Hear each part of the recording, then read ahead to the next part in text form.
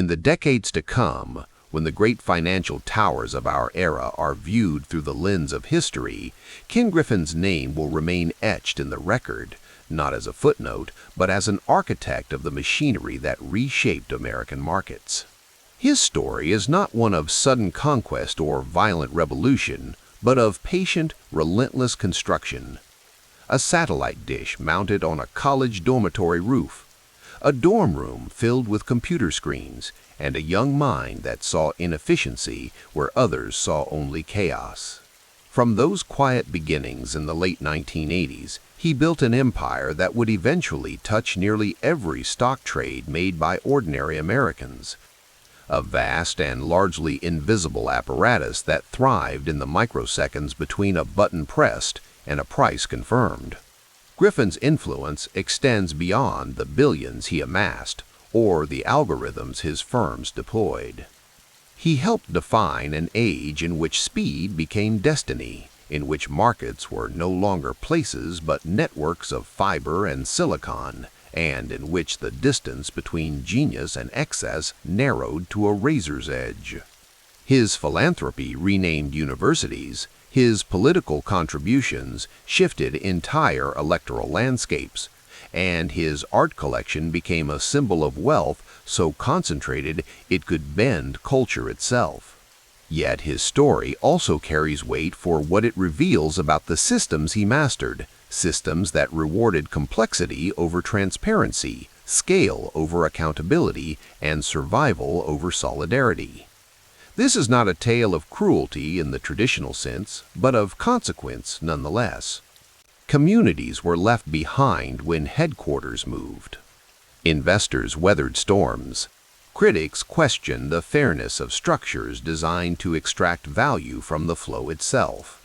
And so we enter his story with open eyes, acknowledging the brilliance, the discipline, the sheer force of will, while also holding space for the questions that brilliance leaves unanswered. His rise, his dominance, and the world he helped create deserve our attention, not as legend, but as lesson. Welcome to Richie Rich Stories. Please do not forget to subscribe to the channel, like the video, share the video with your circle, and let us know where you are from, what time it is now, and how you feel today in the comments below. Now, pick your sweetest spot and enjoy tonight's story. This audiobook is based on true stories, but some events, characters, places, and conversations are fictionalized for dramatic purposes. The autumn light slanted through the hospital windows on October 15, 1968, casting long shadows across the maternity ward in Daytona Beach, Florida. Outside, campaign posters for Nixon and Humphrey fluttered in the salt-tinged breeze, while inside, a middle-class couple welcomed their son into a world that was changing in ways they couldn't yet comprehend. Kenneth Cordell Griffin, the father said softly, testing the weight of the name as he held his newborn son. He worked in project management at General Electric, a company that represented American industrial might even as the economic foundations were beginning to shift beneath their feet. The mother, exhausted but glowing, watched her husband cradle their child with a teacher's observant eyes. The roar of engines from the nearby Daytona Speedway carried faintly through the double-paned glass, a reminder of the working-class heart of this beach town. Neither parent could know that this backdrop of American ambition, mechanical precision, speed, and competition would someday echo in their son's character. The Griffin home in those early years was modest but comfortable, filled with books and conversations about the world. His mother, who taught at a local school, believed in the transformative power of education with the quiet conviction of someone who had seen it work miracles. In the evenings, she would grade papers at the kitchen table while young Ken played nearby, absorbing her patient determination. "The mind is a tool," she would tell him, her voice measured and clear. "Sharpen it every day." His father brought home stories of systems and processes from General Electric, how things worked, how they could be improved, how small inefficiencies could compound into major failures. For a naturally curious child, these were not just bedtime stories, but seeds planted in fertile soil. When Ken was 7, the familiar rhythm of their household fractured. The divorce wasn't dramatic, no shouting matches or thrown dishes, just the quiet dissolution of something that had once seemed permanent. His mother explained it with the same careful precision she used to teach complex subjects to her students. "Sometimes people grow in different directions," she said, sitting beside him on his bed, the Florida evening pressing humid against the windows. "But our love for you and your sister never changes." The divorce rates were climbing across America in those years, a statistical wave that had caught the Griffin family in its current. For young Ken, it was an early lesson in impermanence, one that seemed to crystallize something in his developing personality. If the structures you depended on could dissolve, then perhaps the only true security lay in what you could build yourself.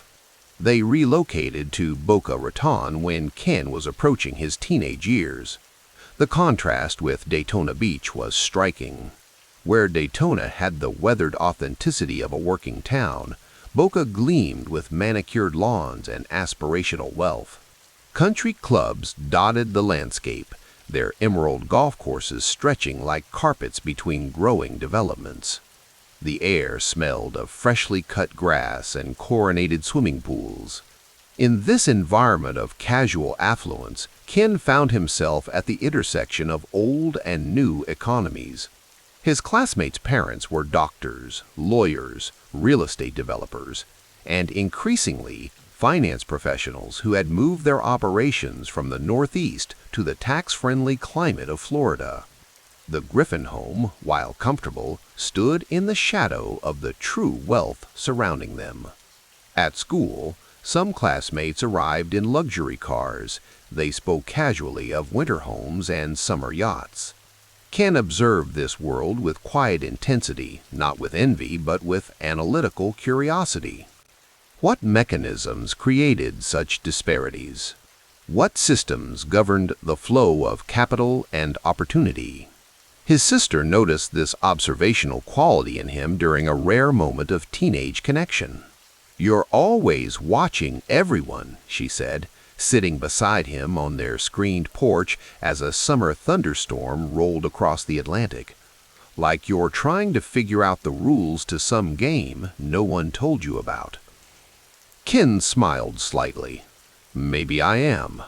The 1970s brought economic turbulence that filtered down even to the comfortable enclaves of South Florida.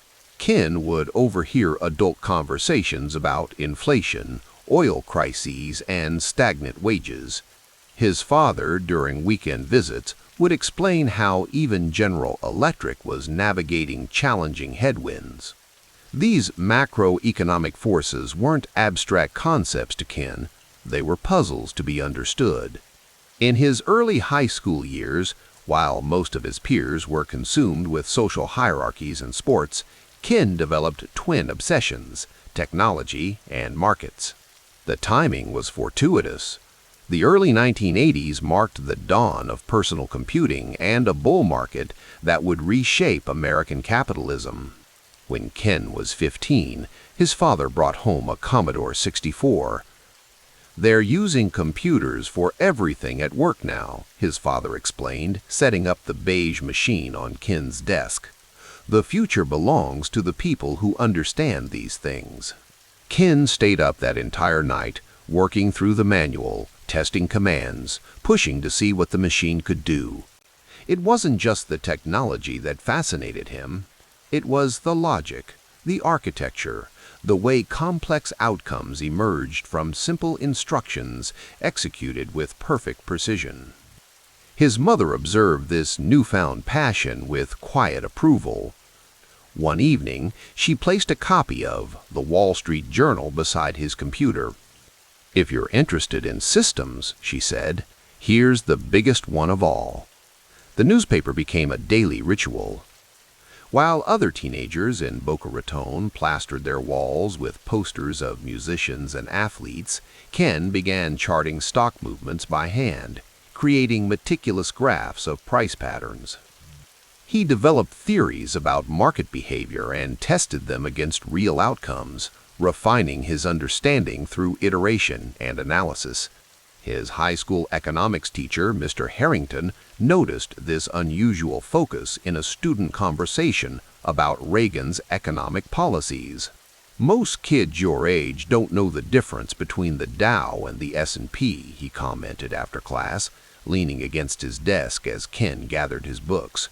"They're different instruments measuring different segments of the market," Ken replied without looking up. "The weighting methodologies create different biases in the readings." Mr. Harrington studied him with a bemused expression. "You know, there are places where people make careers out of understanding those differences." "I know," Ken said simply. His first foray into actual investing came from saved allowance and birthday money. A few $100s that he convinced his mother to let him invest through a custodial account. She agreed with the condition that he explain every decision to her, a requirement that forced him to articulate his reasoning and sharpen his analytical framework. "I'm putting 60% in technology stocks," he told her one evening, spreading his research across the kitchen table. IBM, Hewlett-Packard, and Texas Instruments. They're positioning themselves for the transition to personal computing and enterprise systems. His mother, who still graded papers at that same table, looked up with a mixture of pride and bewilderment. "And you think that's where the future is heading?" "I know it is," Ken replied with the quiet certainty that was becoming his hallmark. "The question isn't whether it happens, but how fast and who captures the value." The early results were promising, modest gains that outperformed standard benchmarks. But for Ken, the real value wasn't in the returns, but in the confirmation of his approach. Markets rewarded careful analysis, disciplined execution, and an understanding of underlying systems. Excellence was measurable. Merit was recognized. During his senior year of high school, while classmates focused on college applications and prom dates, Ken was experimenting with simple trading algorithms, decision trees he'd coded on his Commodore that would flag potential opportunities based on technical patterns. The technology was primitive by later standards, but the mindset was revolutionary, using computational leverage to gain informational advantage. His guidance counselor, reviewing his college applications, was puzzled by the seeming contradiction in his profile, exceptional academic performance alongside what appeared to be an unusual preoccupation with money. "Your test scores could take you anywhere," she said during their meeting. "Why are you so focused on finance programs?" Ken considered his answer carefully. "I'm not interested in money for its own sake," he said finally. "I'm interested in markets, how they process information, how they allocate resources. They're the most complex systems humans have created." By graduation in 1986, as Ken prepared to leave Boca Raton for Harvard University, he had developed not just academic excellence, but a distinctive worldview. Markets were logical, efficiency was valuable, and technology provided leverage. The wealth he observed in South Florida wasn't just the result of luck or connections, though he recognized these factors, but of systems that could be understood and navigated. On his last night at home, Ken stood on the balcony of their condominium, looking out at the Atlantic Ocean. The humidity wrapped around him like a blanket, familiar and soon to be left behind for the crisp autumns of Cambridge. His mother joined him, leaning against the railing. "You've always been different," she said, not looking at him but out at the darkened water. "Even as a little boy, always watching, always analyzing." "Is that a bad thing?" he asked. She shook her head. "It's just who you are. Your father sees systems, I see people. You somehow see both at once. The ocean breeze carried the salt smell of possibility. In the morning, he would board a plane bound for Boston, carrying with him not just clothes and books, but the mental architecture formed in this place, the analytical precision from his father, the patient determination from his mother, and the understanding formed in the contrast between Daytona's working-class authenticity and Boca's manicured affluence that security wasn't inherited but constructed. "I'll make you proud," he said quietly. His mother turned to him, her teacher's eyes serious in the dim light. "That's never been my worry, Ken. Just remember that not everything of value can be measured or traded. Some things are worth more than their price." He nodded, though in that moment, standing at the threshold between his Florida youth and the institutions that would shape his rise, he couldn't fully grasp her meaning. Markets, systems, technology, information. These were the elements he understood, the tools he had sharpened. They would become his means of building something that could not be easily dissolved, something permanent in an impermanent world. The following morning, as the plane lifted off from Palm Beach International Airport, Ken watched the coastline recede, the beaches where he had grown up giving way to the vast Atlantic. Below him, Boca Raton's carefully planned communities formed patterns that reminded him of circuit boards, systems designed for efficiency and function.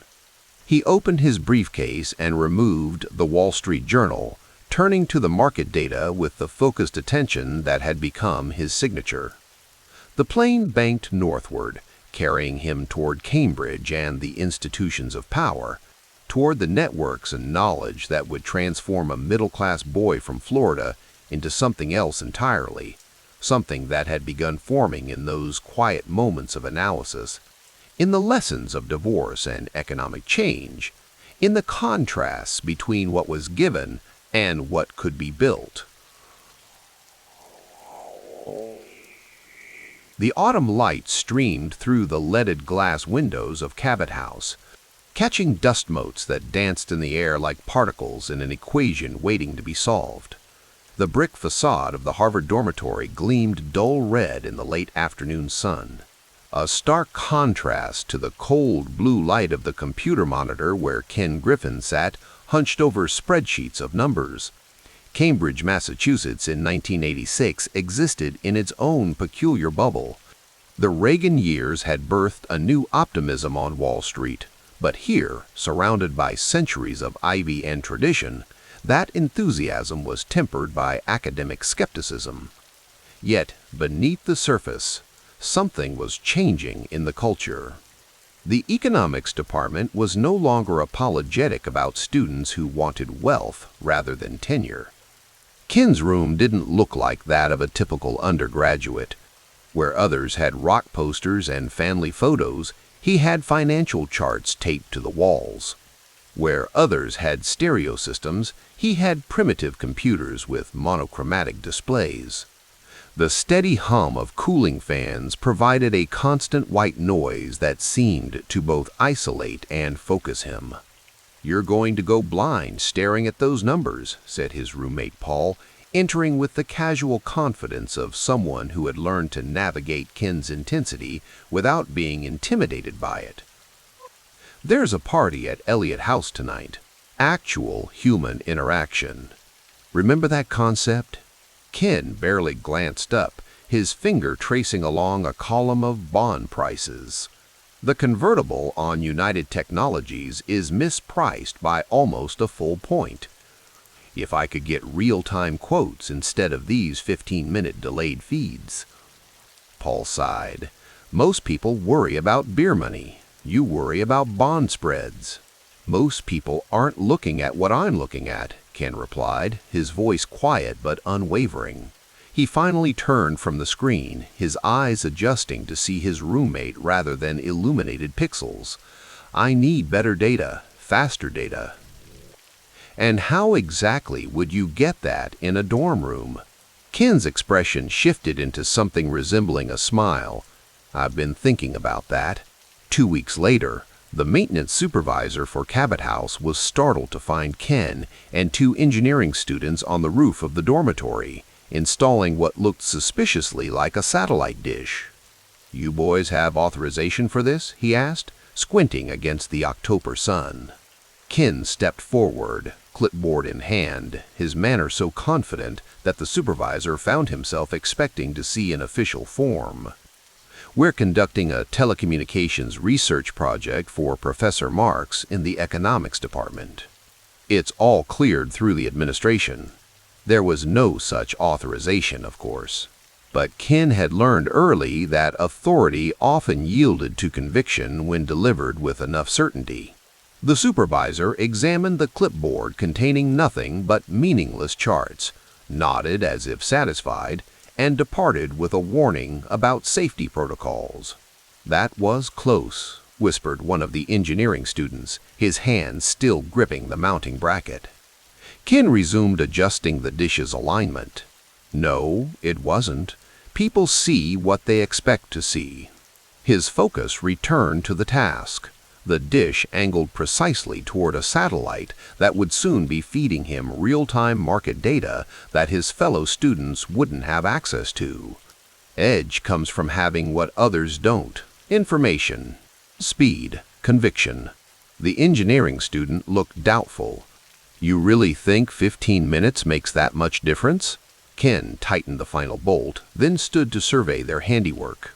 In 15 minutes, millions change hands. Markets move. Opportunities vanish.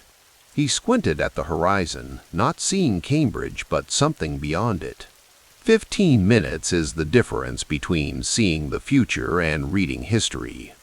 The following week, Ken sat across from Victor Chandler, a senior economics major whose family had connections to Boston's old money circles. Victor's dorm suite had the casual opulence of someone accustomed to wealth. Leather-bound books he hadn't read, an expensive stereo system, framed artwork that wasn't just posters. "So let me understand this," Victor said, leaning back in his chair. "You want me to invest how much in your trading operation?" "25,000, Ken replied without hesitation. The number was enormous for a college student, but he had calculated carefully. Victor's family spent more than that on a weekend in Nantucket. "I've been trading my own account for months. The returns are consistent. And what exactly gives you an edge? There are professionals with decades of experience and millions in research capabilities." Ken slid a folder across the polished coffee table. "I see patterns they don't. Market inefficiencies in convertible bonds. The arbitrage opportunities between the debt and equity components." We paused. "And I have something they don't. Real-time market data piped directly into Cabot House." Victor raised an eyebrow. "That satellite dish? The one people think is for some engineering project?" "Information advantage," Ken said simply. Victor flipped through the folder, his eyes widening slightly at the return figures. "These are impressive, if true." "They're true. But more importantly, they're replicable. It's not luck, it's a system." Victor studied him for a long moment. "You know, Griffin, most people come to Harvard to get credentials. You seem to be using it as an incubator." Ken didn't smile or deny it. "Are you in?" By early 1987, Ken had raised $265,000, an astonishing sum for a college student with no formal track record. The money came from an expanding circle: family, friends, friends of friends, and small investors like Victor who were intrigued by both the returns and the unusual intensity of the young trader. His dorm room had been transformed. A second computer had been added. Printouts of code and trading logs covered every surface. The satellite feed delivered quotes in real time, giving him a critical edge in identifying mispriced securities. While other students debated politics over dining hall meals, Ken was building trading algorithms and studying the microstructure of markets. Professor Leventhal, his economics advisor, found the transformation both fascinating and concerning. "I've never had a student quite like you, Griffin," he said during one of their infrequent meetings. "You're simultaneously my best student and my most absent one." Ken looked up from his notes, momentarily puzzled. "You're physically present in class, but your mind is elsewhere. Calculating spreads and volatilities, I imagine," the professor continued. "I'm curious, what do you intend to do with this operation you've built?" "Scale it," Ken replied without hesitation. "The models work, the approach works. It's just a matter of capital and infrastructure now." The professor leaned back. "And your degree? Most students see Harvard as a path to opportunity." "With respect, sir, I'm building my opportunity while I'm here." Ken gestured toward his equations. "What I'm learning in the markets is moving faster than what's in the textbooks." Professor Leventhal studied him. "There's wisdom in those textbooks, Griffin. Markets have cycles. Strategies that work in one environment fail in another. The history of finance is littered with brilliant young men who thought they'd solved the puzzle." Ken nodded politely, but his eyes revealed his conviction. "I appreciate the concern, Professor, but I'm not betting on a single approach or market condition. I'm building something adaptable."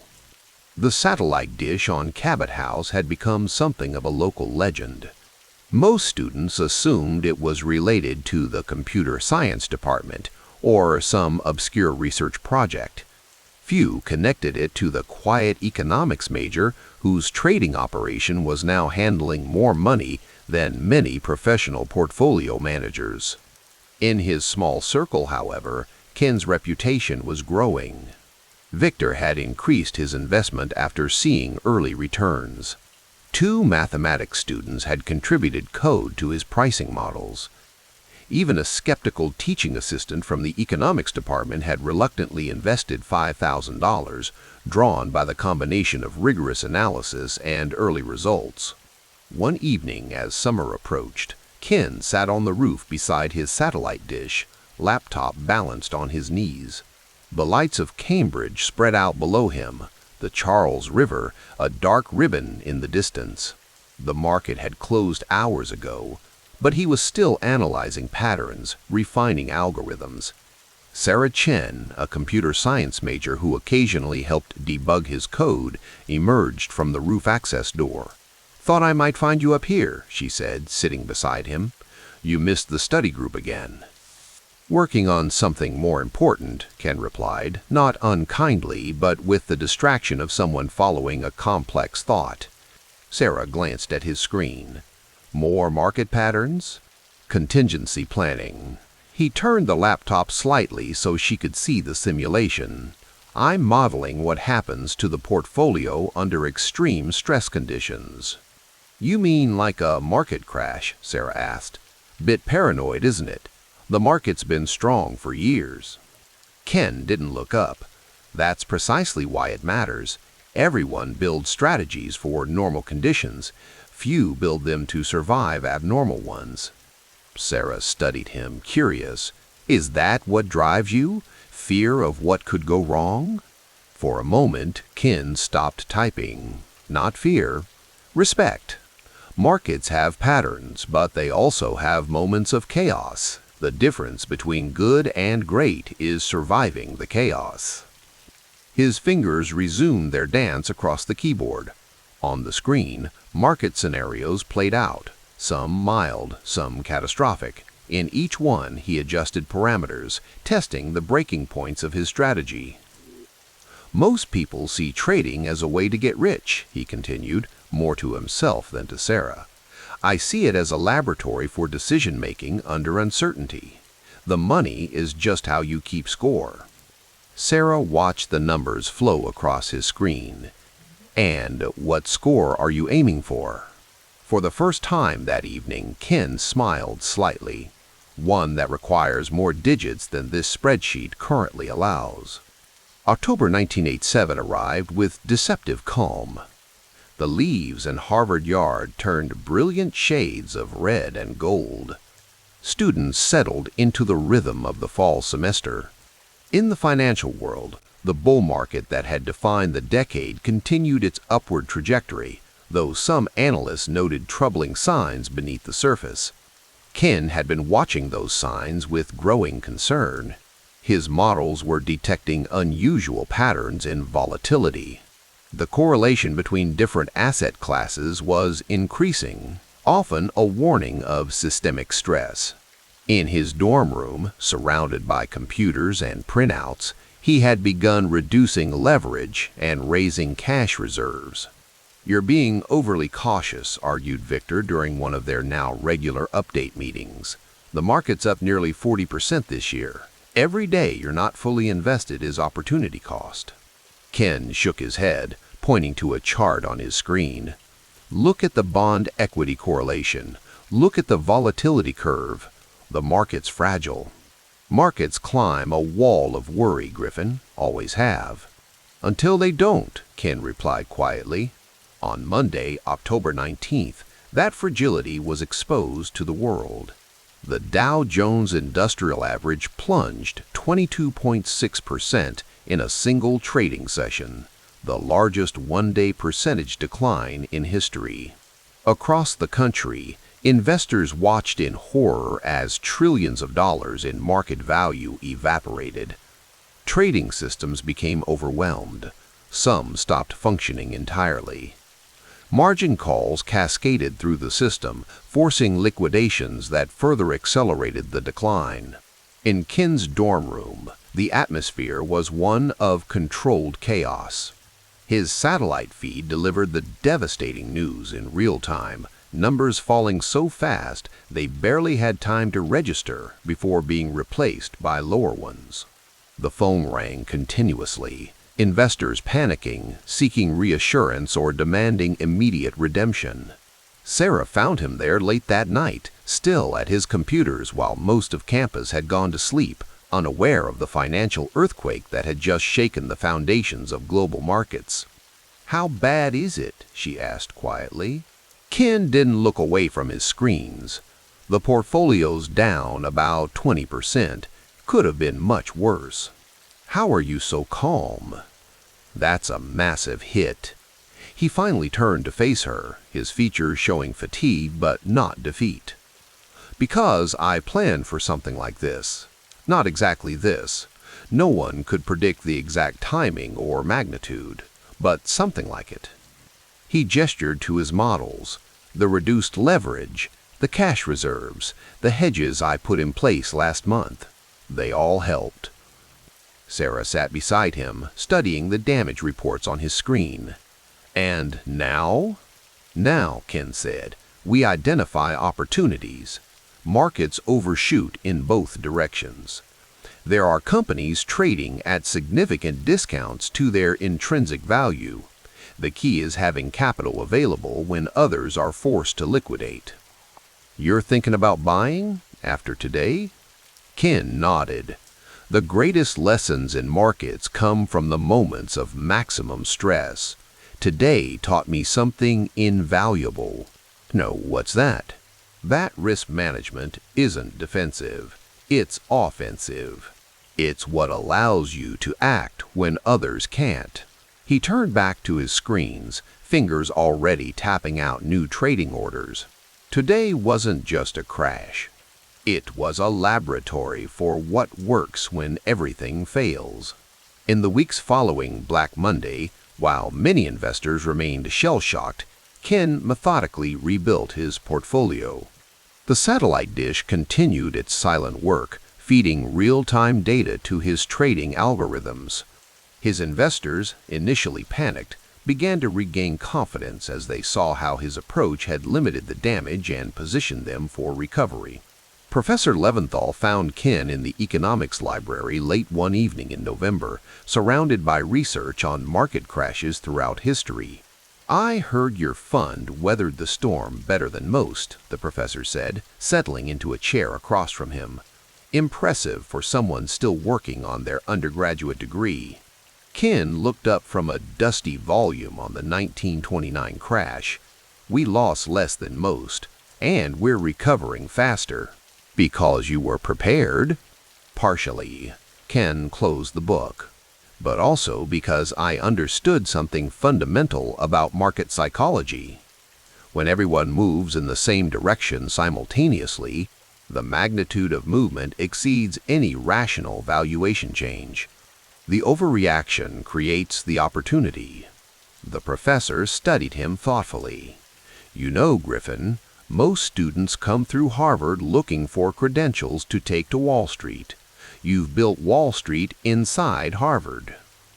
Ken allowed himself a small smile. Just a prototype, Professor. A laboratory. And what have you learned in this laboratory? Ken was quiet for a moment, organizing his thoughts. That quantitative analysis combined with technology creates an edge. That risk isn't something to avoid, but something to price correctly. That market structure itself, how trades are executed, how information flows, is as important as fundamental analysis. He gestured to the book on market crashes. And that survival is a precondition for everything else. The best strategy is worthless if you can't survive its worst moment. Professor Leventhal nodded slowly. Those are expensive lessons that many learn too late. You've had the fortune, or misfortune, to learn them early. Fortune, Ken said without hesitation. Definitely fortune. As they sat there among the ancient economics texts, the contrast was striking. The library held centuries of financial theory, gradually accumulated and refined. Meanwhile, the satellite dish on Cabot House represented something else entirely. The real-time laboratory where that theory met practice, where academic models confronted market reality. For Ken Griffin, Harvard wasn't just an education. It was an incubation chamber for something that would extend far beyond its ivy-covered walls. An approach to markets that fused quantitative precision with technological advantage, all underpinned by a respect for risk that most traders would only develop after experiencing catastrophic loss. The autumn night deepened outside the library windows. Campus grew quiet. But in Ken's mind, markets continued their endless dance of opportunity and risk. A complex equation waiting to be solved by those with the right tools, the right perspective, and the discipline to survive when others could not. The late autumn sun painted Harvard's red brick buildings in amber light as Ken Griffin made his way across the campus. The leaves that clung to the old elms had turned crimson and gold, mirroring Harvard's colors as if nature itself paid homage to the institution. It was November 1988, and while other seniors worried about job interviews and graduate school applications, Ken's mind was elsewhere, analyzing the day's market movements, calculating returns, and contemplating his next trade. He entered his dormitory room in Cabot House, closing the door on the sounds of students discussing the recent presidential election of George Bush Sr. The space was Spartan, except for what mattered. 3 computer monitors humming with life, stacks of financial publications, and notebooks filled with handwritten code and trading strategies. A half-empty cup of coffee sat cold beside a dog-eared copy of Fisher Black's papers on options pricing. Ken dropped his backpack and immediately checked his positions. The markets had been especially volatile since Black Monday last year, but volatility was opportunity for those who understood it, and Ken was becoming fluent in its language. 15%, he whispered to himself, a slight smile breaking his otherwise serious expression. His trading account had grown another percentage point that week. The double-digit returns he'd generated over the past 18 months weren't luck. They were the product of rigorous analysis, programming, and a deep understanding of market microstructure that few of his classmates comprehended. The phone rang, interrupting his calculations. "Griffin," he answered, his voice measured and controlled. "Ken, it's Frank Meyer." Ken straightened instinctively, though there was no one to see him. Frank Meyer, the successful Chicago trader who had taken an interest in Ken's unusual talent, commanded that kind of respect. "Frank, good to hear from you. I've been looking at your October numbers," Meyer said, his voice carrying the confidence of someone who had been in the markets for decades. "Most professionals would kill for returns like that, especially in this climate." "Thank you," Ken replied, his Midwestern politeness intact despite the months in Cambridge. "I've been thinking about our discussions," Meyer continued. "Your approach to convertible arbitrage is interesting, quantitative, disciplined. Not many people are looking at markets the way you are." Ken glanced at his handwritten code algorithms designed to identify pricing discrepancies in convertible bonds, mathematical formulas that calculated optimal entry and exit points. He'd taught himself programming, spending nights hunched over computer science textbooks while his classmates socialized. "The inefficiencies are there if you know where to look," Ken said. "Most traders are still using intuition. I'm using math." "And that's why I'm calling," Meyer replied. "I'm considering increasing my investment in your trading. Your returns speak for themselves." After the call, Ken sat in the blue darkness of early evening, the glow of his monitors illuminating his face. His account now approached 6 figures, the first $100,000 milestone he'd set for himself. By his calculations, at his current rate of return, he would hit $1 million within the next year or so. Numbers that would have seemed impossible when he'd started with that satellite dish mounted outside his dorm window. Snow fell gently outside the economics building as Ken left Professor Martin Feldstein's advanced seminar. Feldstein, who had served as chairman of the Council of Economic Advisors under Reagan until 1984, represented the kind of practical economic thinking that Ken respected. Data-driven, unsentimental, focused on outcomes. "Griffin, a moment," Feldstein called as students filed out.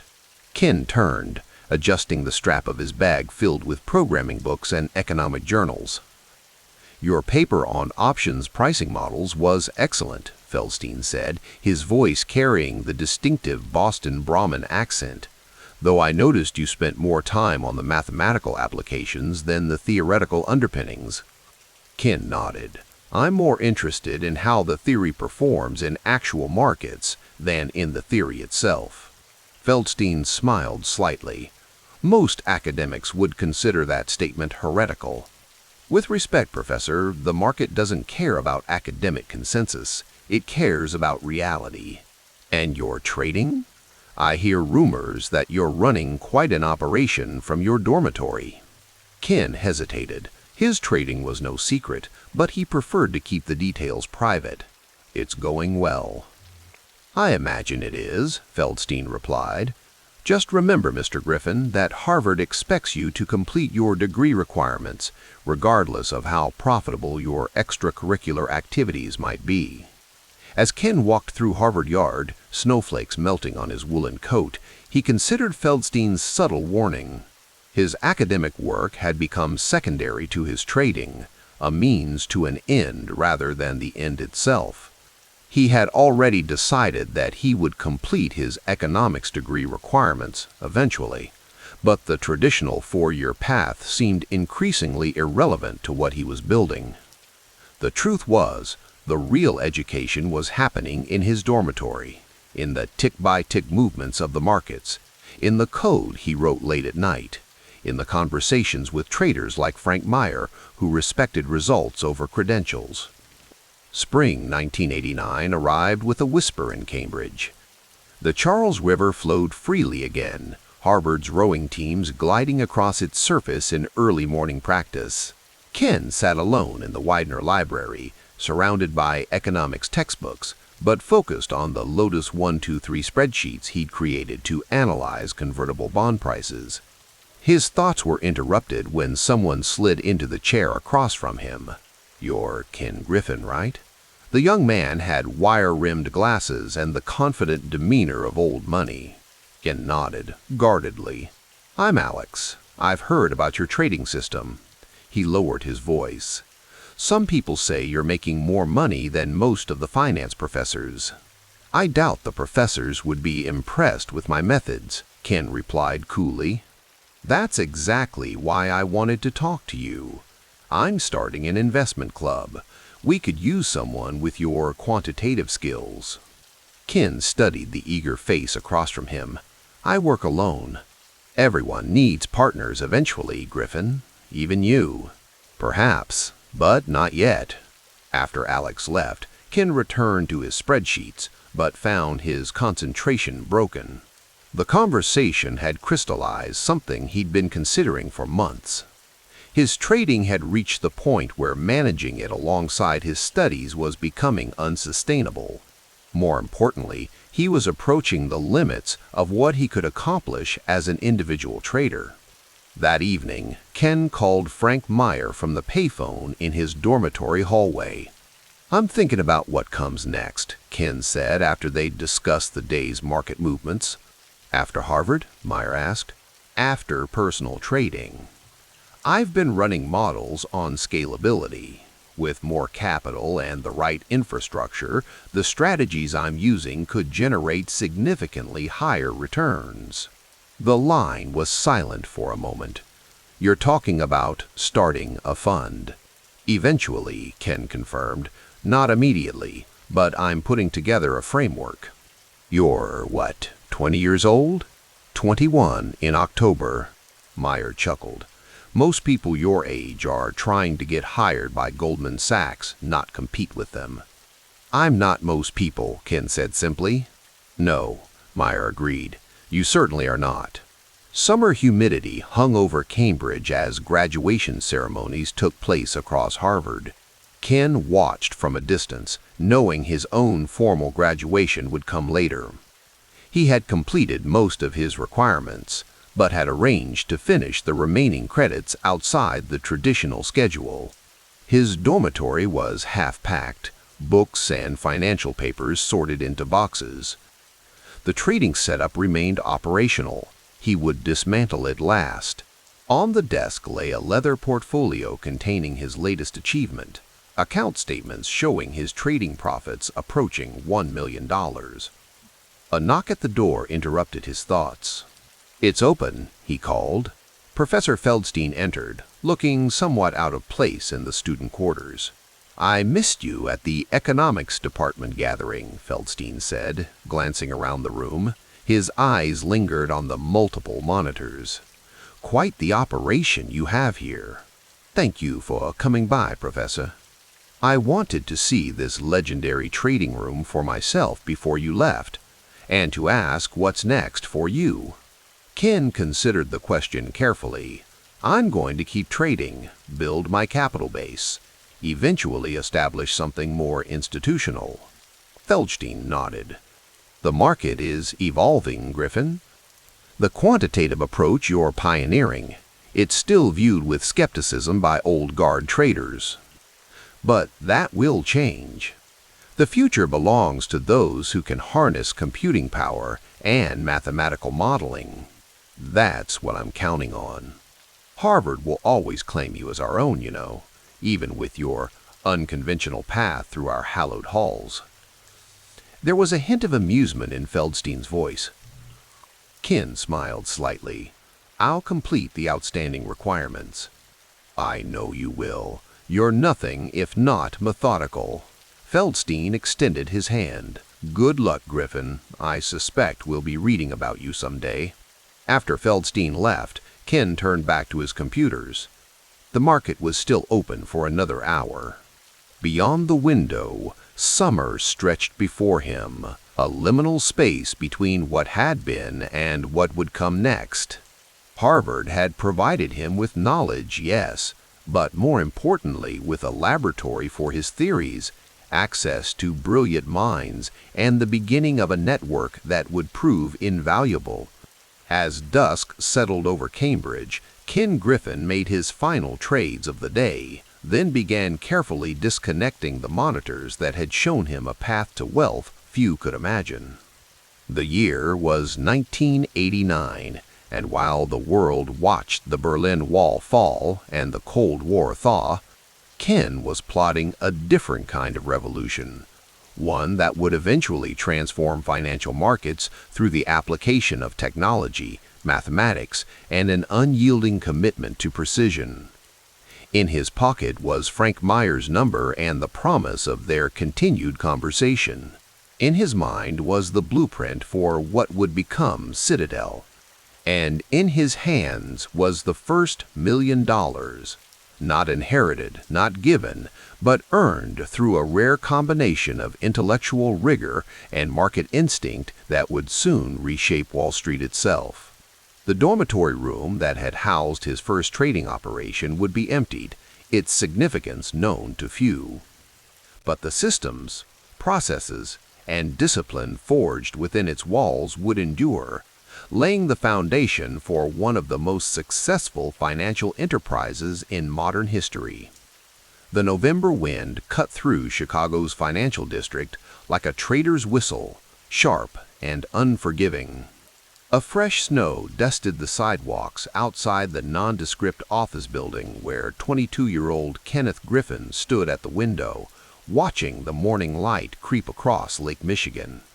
The year was 1990, and the world was changing.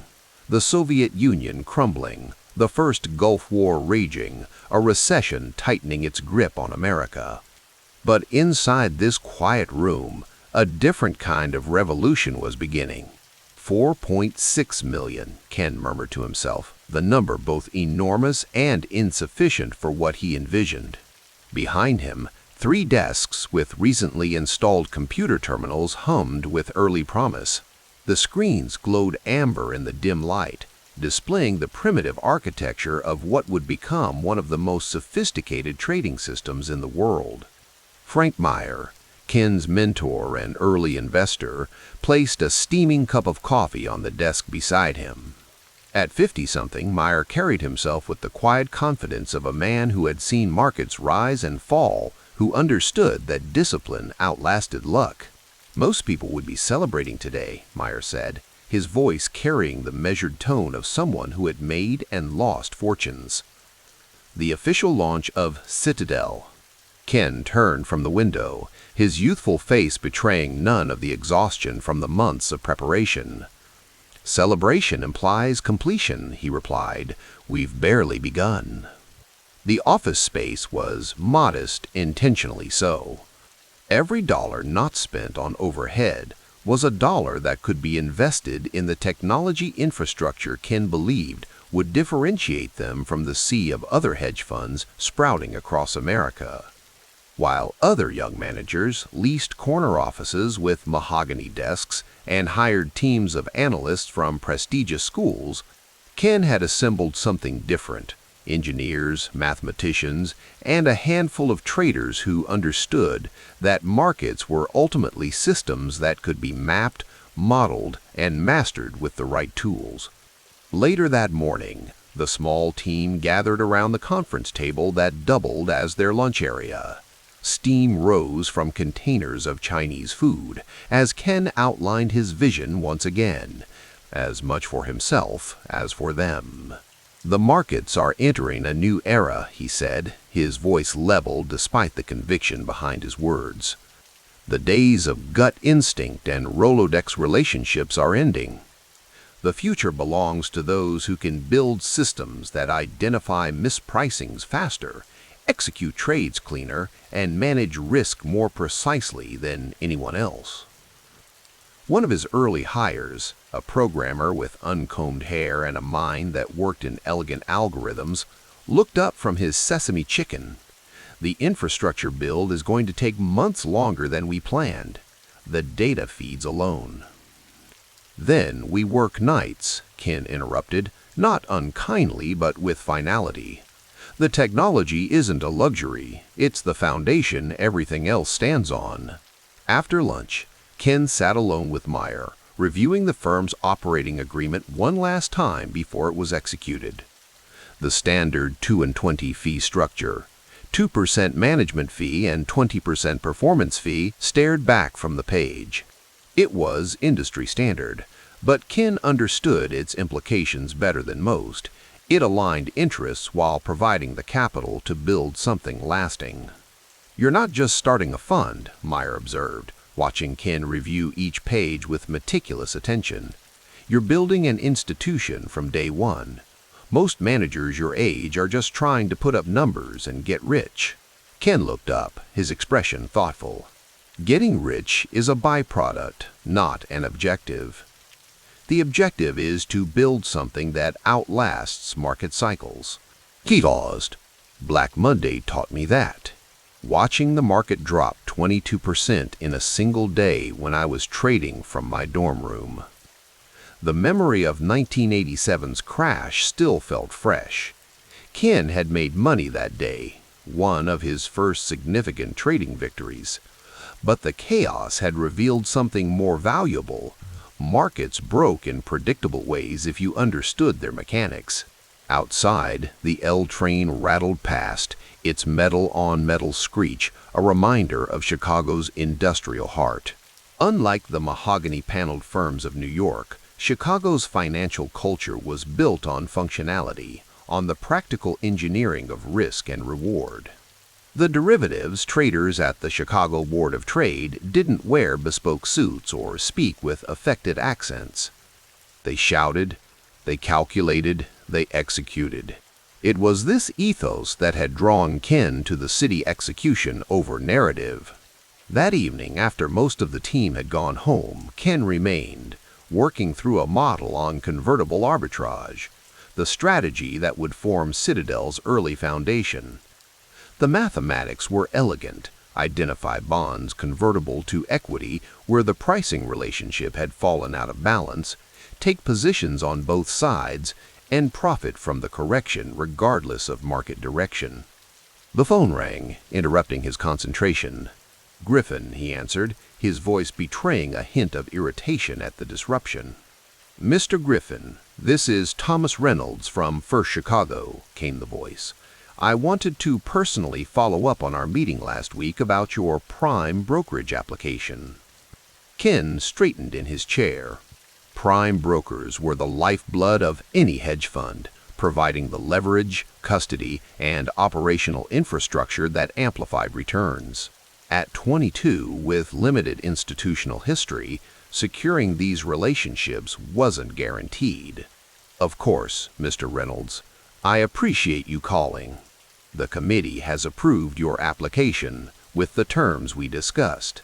Congratulations." After exchanging pleasantries and hanging up, Ken allowed himself a rare moment of satisfaction. Another piece of the foundation was in place. The winter deepened as 1990 turned to 1991. The recession that had gripped the country since July showed no signs of abating, but within Citadel's growing offices, a different reality was emerging. Their first quarter had produced returns just over 4%, modest by later standards, but respectable for a new fund in a challenging environment. Ken had expanded the team cautiously, valuing analytical rigor and technological aptitude over pedigree. One morning in February, he interviewed a young MIT graduate whose resume listed expertise in systems architecture. "Tell me about latency," Ken said without preamble, sitting across from the nervous candidate. The young man blinked. "In trading systems?" "In any system." "What causes it? How do you measure it? How do you reduce it?" For 45 minutes, they discussed the millisecond delays that could mean the difference between profit and loss in modern markets. Ken asked detailed questions about database optimization, network infrastructure, and hardware limitations. The candidate, initially thrown by the technical depth from someone he'd expected to be primarily a trader, grew increasingly animated. "You understand why this matters," Ken said finally, making a note on his legal pad. "Most funds think technology is about having a Bloomberg terminal and a fax machine. We're building systems that will process more market data faster and more accurately than our competitors can comprehend." The candidate was hired that afternoon. By mid-1991, The recession had officially ended, though few Americans felt the improvement immediately. The markets, however, had begun their long climb, sensing the recovery before Main Street experienced it. Citadel's returns accelerated accordingly, approaching the 20% mark that would later be cited in the firm's early history. One evening, as summer thunderstorms rolled across Lake Michigan, Ken sat in his office with the lights dimmed, reviewing the risk framework his team had developed. Black Monday had been the first market dislocation to shape his thinking. The 1989 mini-crash had added layers to his understanding. The ongoing savings and loan crisis offered further lessons about leverage and liquidity. A knock at his door revealed Meyer, coat draped over his arm, ready to leave for the evening. "You should go home occasionally," the older man suggested. "The markets will be here tomorrow." Ken smiled faintly. "I'm reviewing our risk protocols. The S&L crisis isn't over, and there are lessons we need to incorporate." Meyer studied him for a moment. "You're preparing for the next crisis already." "Always," Ken replied simply. Meyer nodded approvingly. "That's why you'll still be standing when others have fallen." He paused at the door.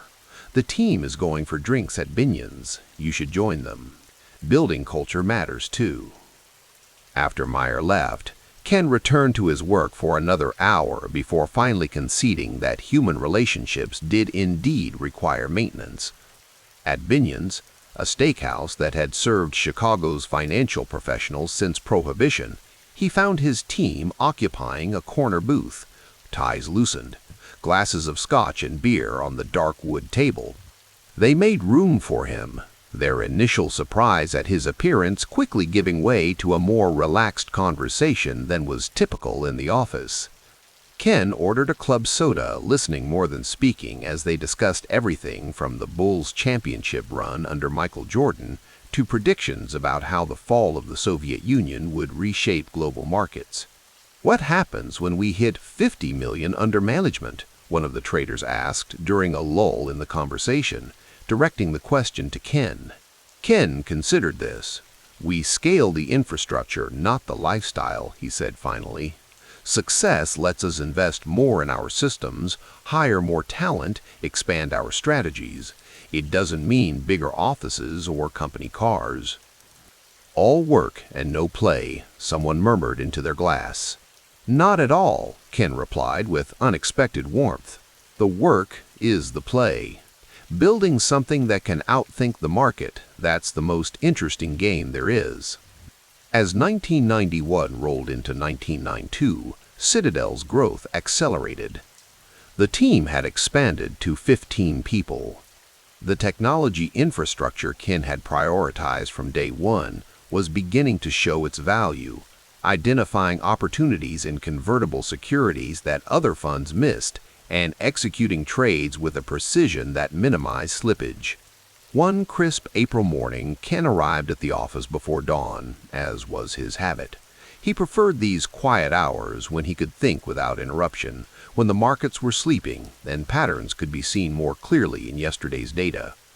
On his desk sat the architectural plans for an expanded server room.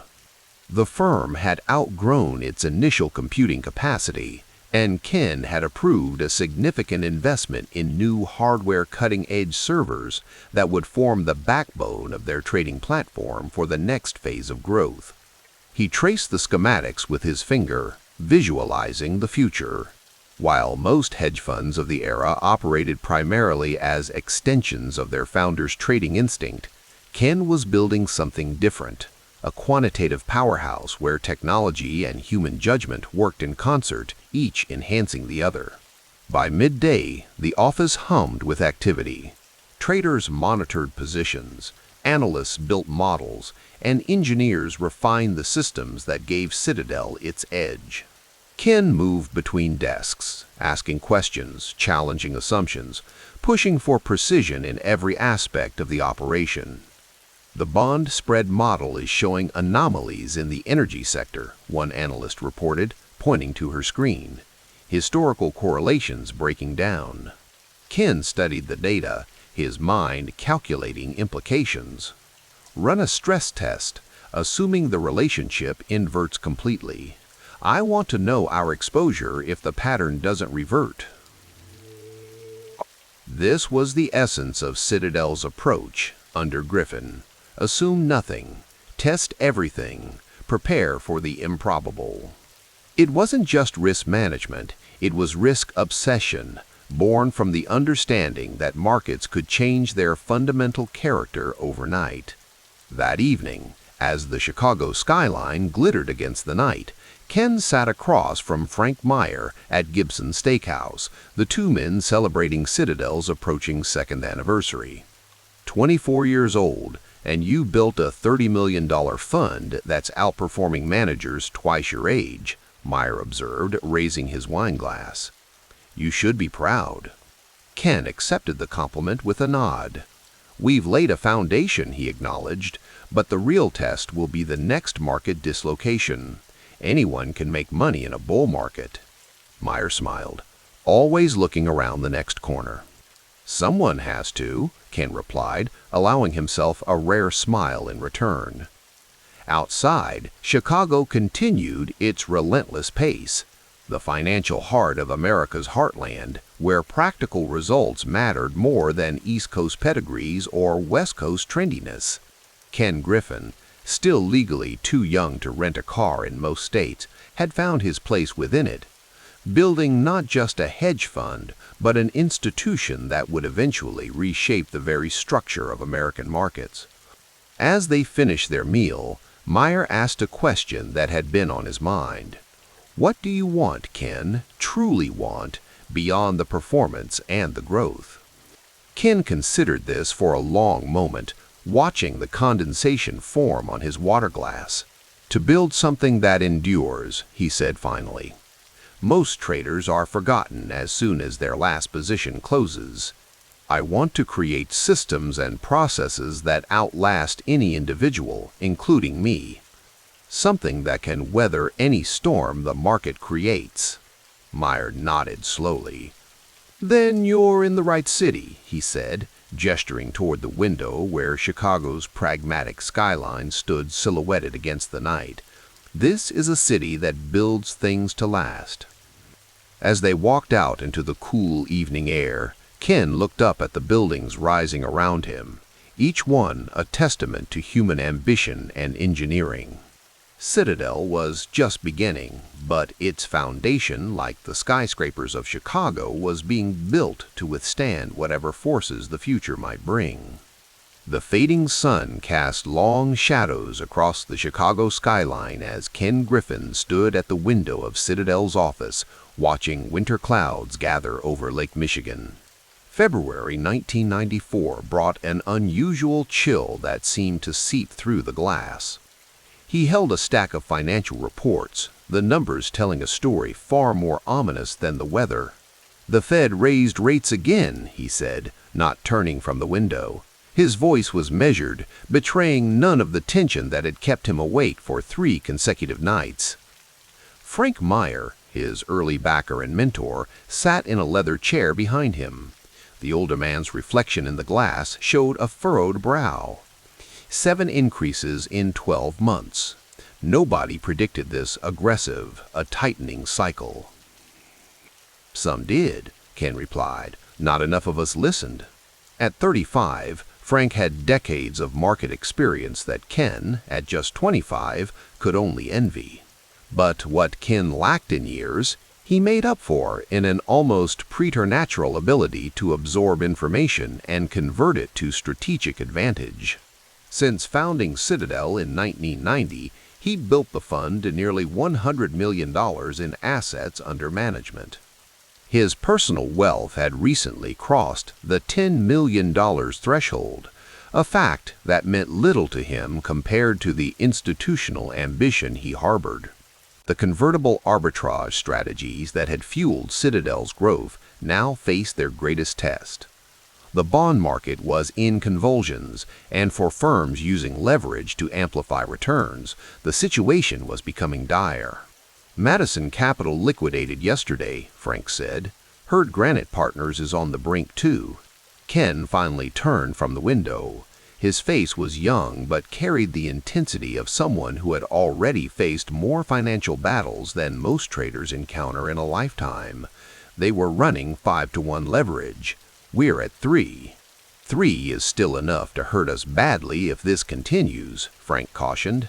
Ken moved to his desk, where financial terminals displayed real-time data across multiple screens, a technological arsenal that seemed excessive to outsiders, but was the central nervous system of Citadel's operation. The office hummed with the soft whir of computers and the occasional sound of a fax machine printing trade confirmations. It was 1994. Email existed, but was not yet ubiquitous. Bloomberg terminals were revolutionary but still clunky, and most significant transactions still required voice confirmation.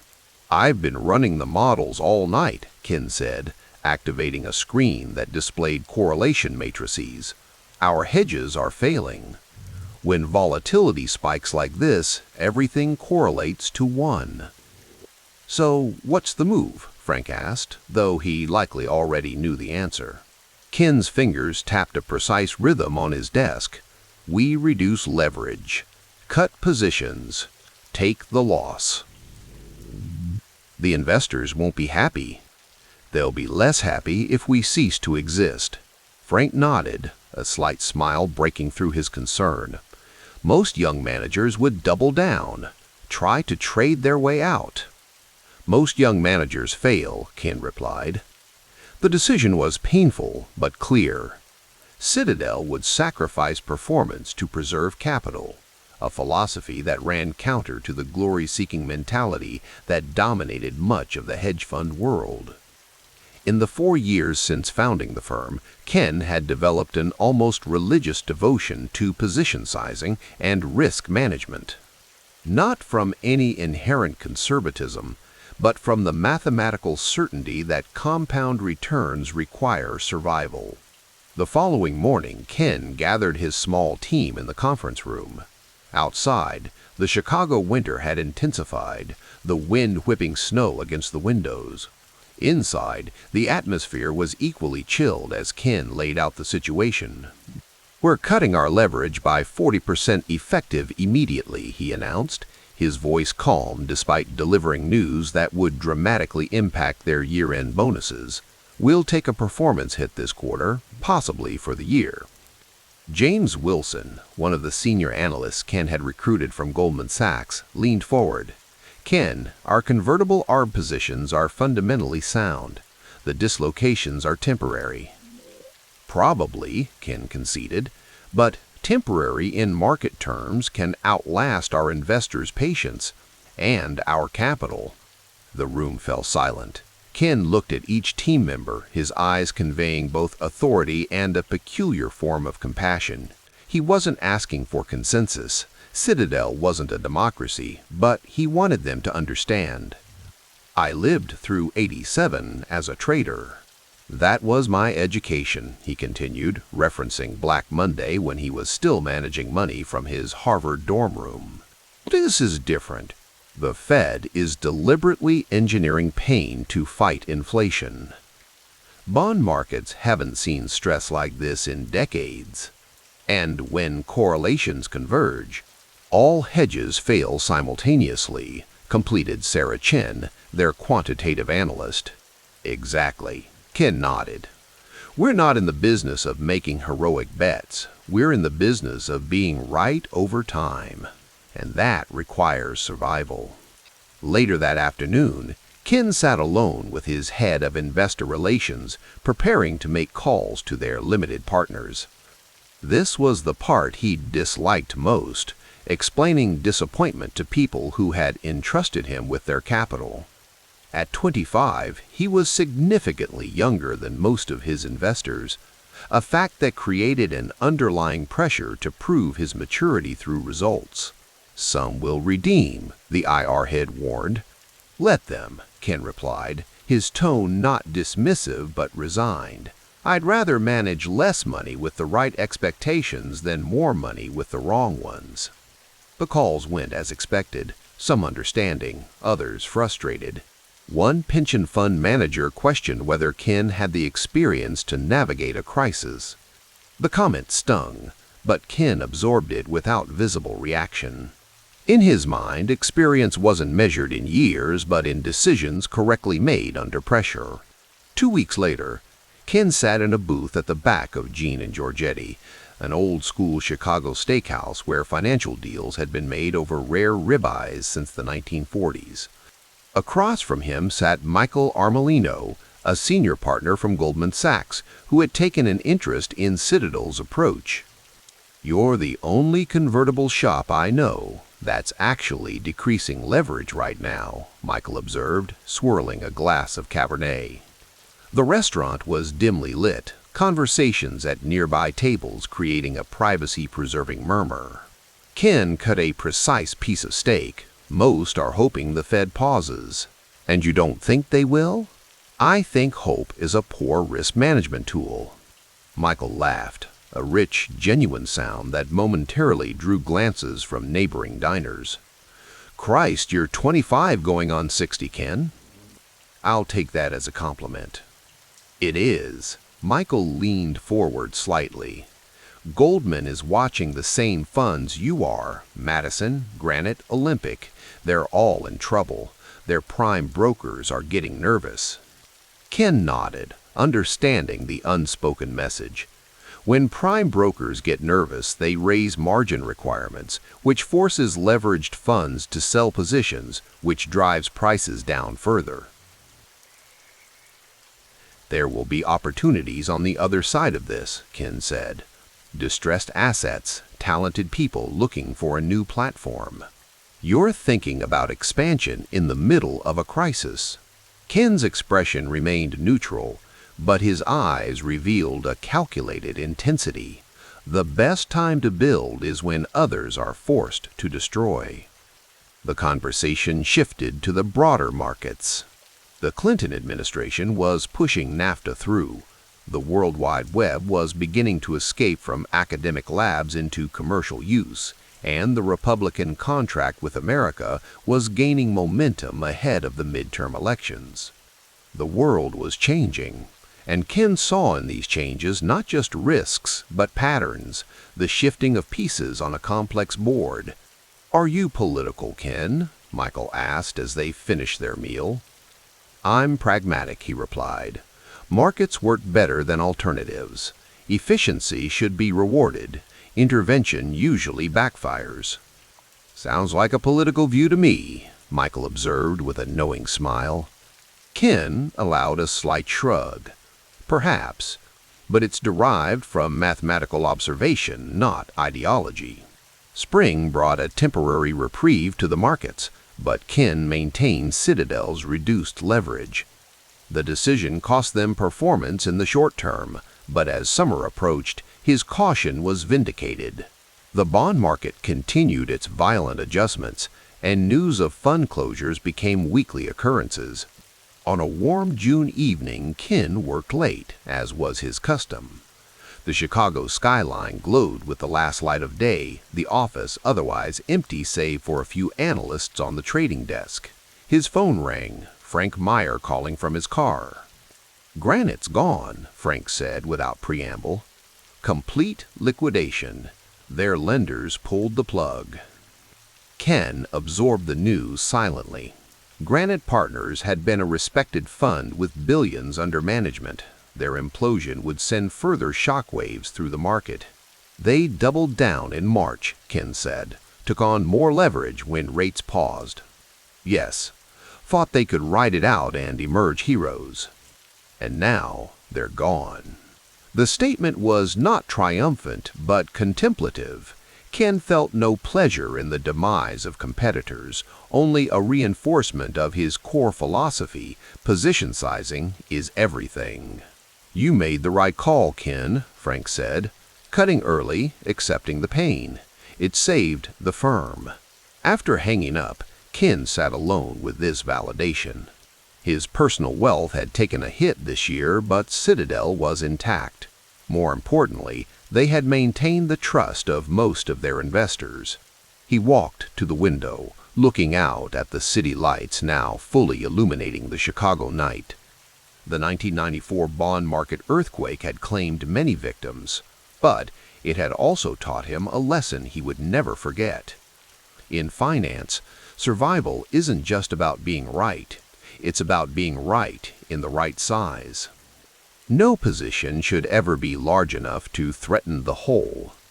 He made a note in the small leather journal he kept for personal observations. Position sizing is risk management, and risk management is everything. Dead firms cannot compound. It was a principle that would guide Citadel through the decades to come, through crises not yet imagined. But for tonight, in the quiet of his office in 1994, Ken Griffin was simply a young man who had faced the market's fury and emerged, not unscathed, but unbroken.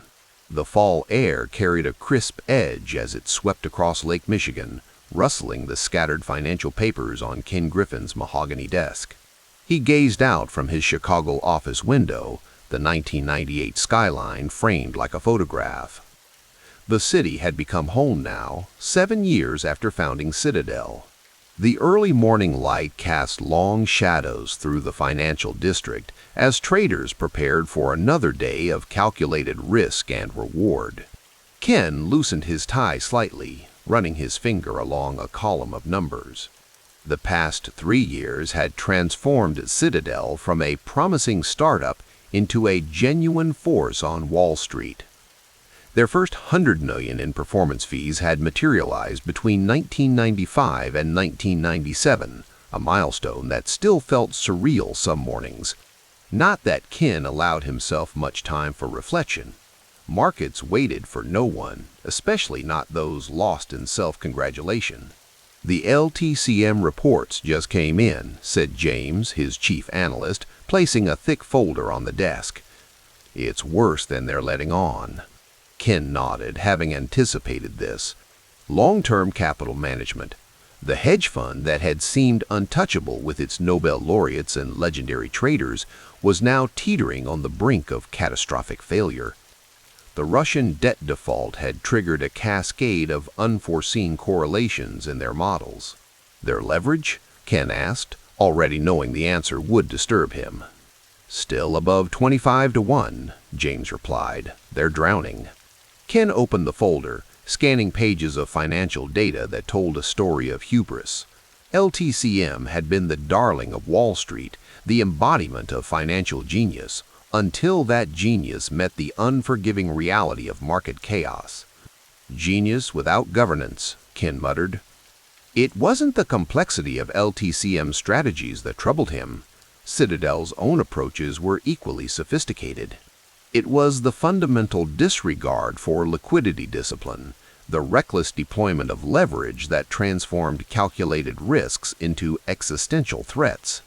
Outside his window, autumn leaves swirled in microscopic patterns, each following its own chaotic path. Markets were the same, patterns within patterns, signals within noise. The key was not just seeing the patterns, but respecting their capacity for sudden, violent change. We need to prepare, Ken said. When they start liquidating positions, there will be opportunities. That evening, Ken drove home through the Chicago streets, the city alive with the energy of the late 1990s. The Bulls' championship banners hung from lampposts, Michael Jordan's silhouette, a constant reminder of excellence achieved through discipline. The car radio announced new internet IPOs, each one more astronomically valued than the last. Alan Greenspan had warned of irrational exuberance nearly 2 years earlier, but the party showed no signs of slowing. Ken changed the station, preferring the classical music that helped him think. The tech bubble wasn't his primary concern. His focus was on the implications of LTCM's impending collapse. While others saw only disaster, he recognized the dual nature of market crises. They destroyed value, but also created it, often in the same moment. The following morning, Citadel's trading floor hummed with a particular intensity. Displays flickered with real-time data, the green and red numbers painting a picture of global markets in distress. Ken moved between desks, speaking briefly with traders, each conversation surgical and precise. "We're not here to catch falling knives," he reminded a young quant who had joined from MIT the previous year. "We're here to buy quality assets at distressed prices when others are forced to sell. There's a difference." The young man nodded, turning back to his screen. The culture at Citadel had hardened over the years. Data-driven, meritocratic, intensely focused on performance. It wasn't for everyone. Many brilliant minds had come and gone, unable to maintain the pace or adapt to the ruthless focus on results. Those who remained understood they were building something different, not just a fund, but an intellectual and technological infrastructure designed to extract value from market inefficiencies at scale. By late September, the Federal Reserve had organized a bailout for LTCM, convincing major Wall Street banks to contribute $3.6 billion to prevent systemic collapse. The financial press buzzed with analysis and recrimination. How could such sophisticated investors fail so spectacularly? In a downtown Chicago steakhouse, Ken met with his core team over dinner. The conversation focused not on LTCM's mistakes, but on Citadel's response. "We've identified 3 substantial positions they'll need to liquidate," said Michael, head of quantitative strategies. "The pricing dislocations are already appearing." Ken nodded, cutting into his barely touched steak. "And our liquidity position?" "Strong," replied the CFO. "We can deploy up to 40% of available capital without compromising our risk parameters." The restaurant buzzed around them, deals being made at other tables, fortunes rising and falling with each handshake. The late 90s financial world moved fast, but Ken had learned to move faster without sacrificing stability. "The lesson here isn't about complexity," Ken said, his voice low enough that only his team could hear. LTCM strategies were sound in isolation. Their failure was in risk governance, the inability to survive long enough to be right. He paused, looking at each team member. Preservation of capital enables participation in the next opportunity. That's what they forgot.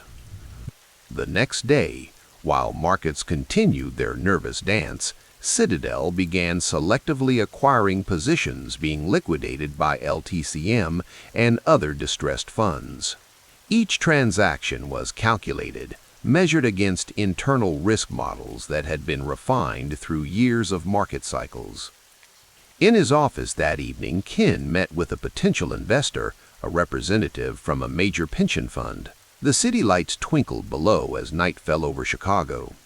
"Your performance has been impressive," said the investor, a man in his 50s with silver hair and the cautious demeanor of someone responsible for other people's retirements. "But what makes Citadel different in the long run?" Ken considered the question. Outside, the financial district's windows formed a constellation of lit squares, each representing someone still working, still chasing markets that never truly slept.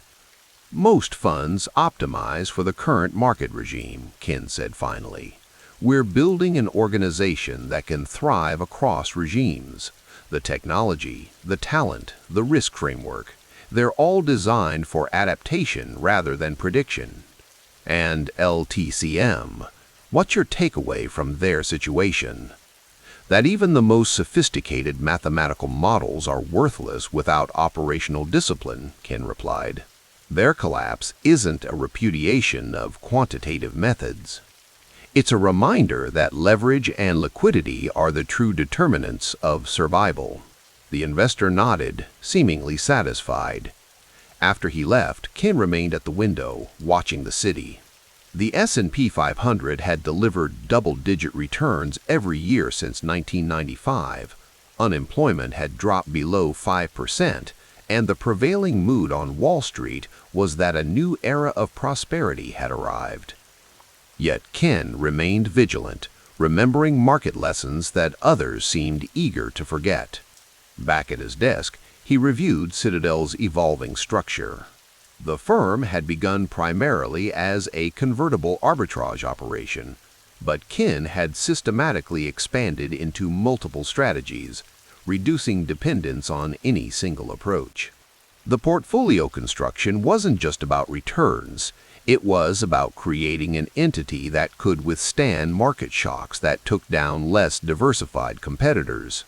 The Bloomberg terminal on his desk dinged with an incoming message. A former colleague at another fund had lost his position in the LTCM fallout and was looking for opportunities.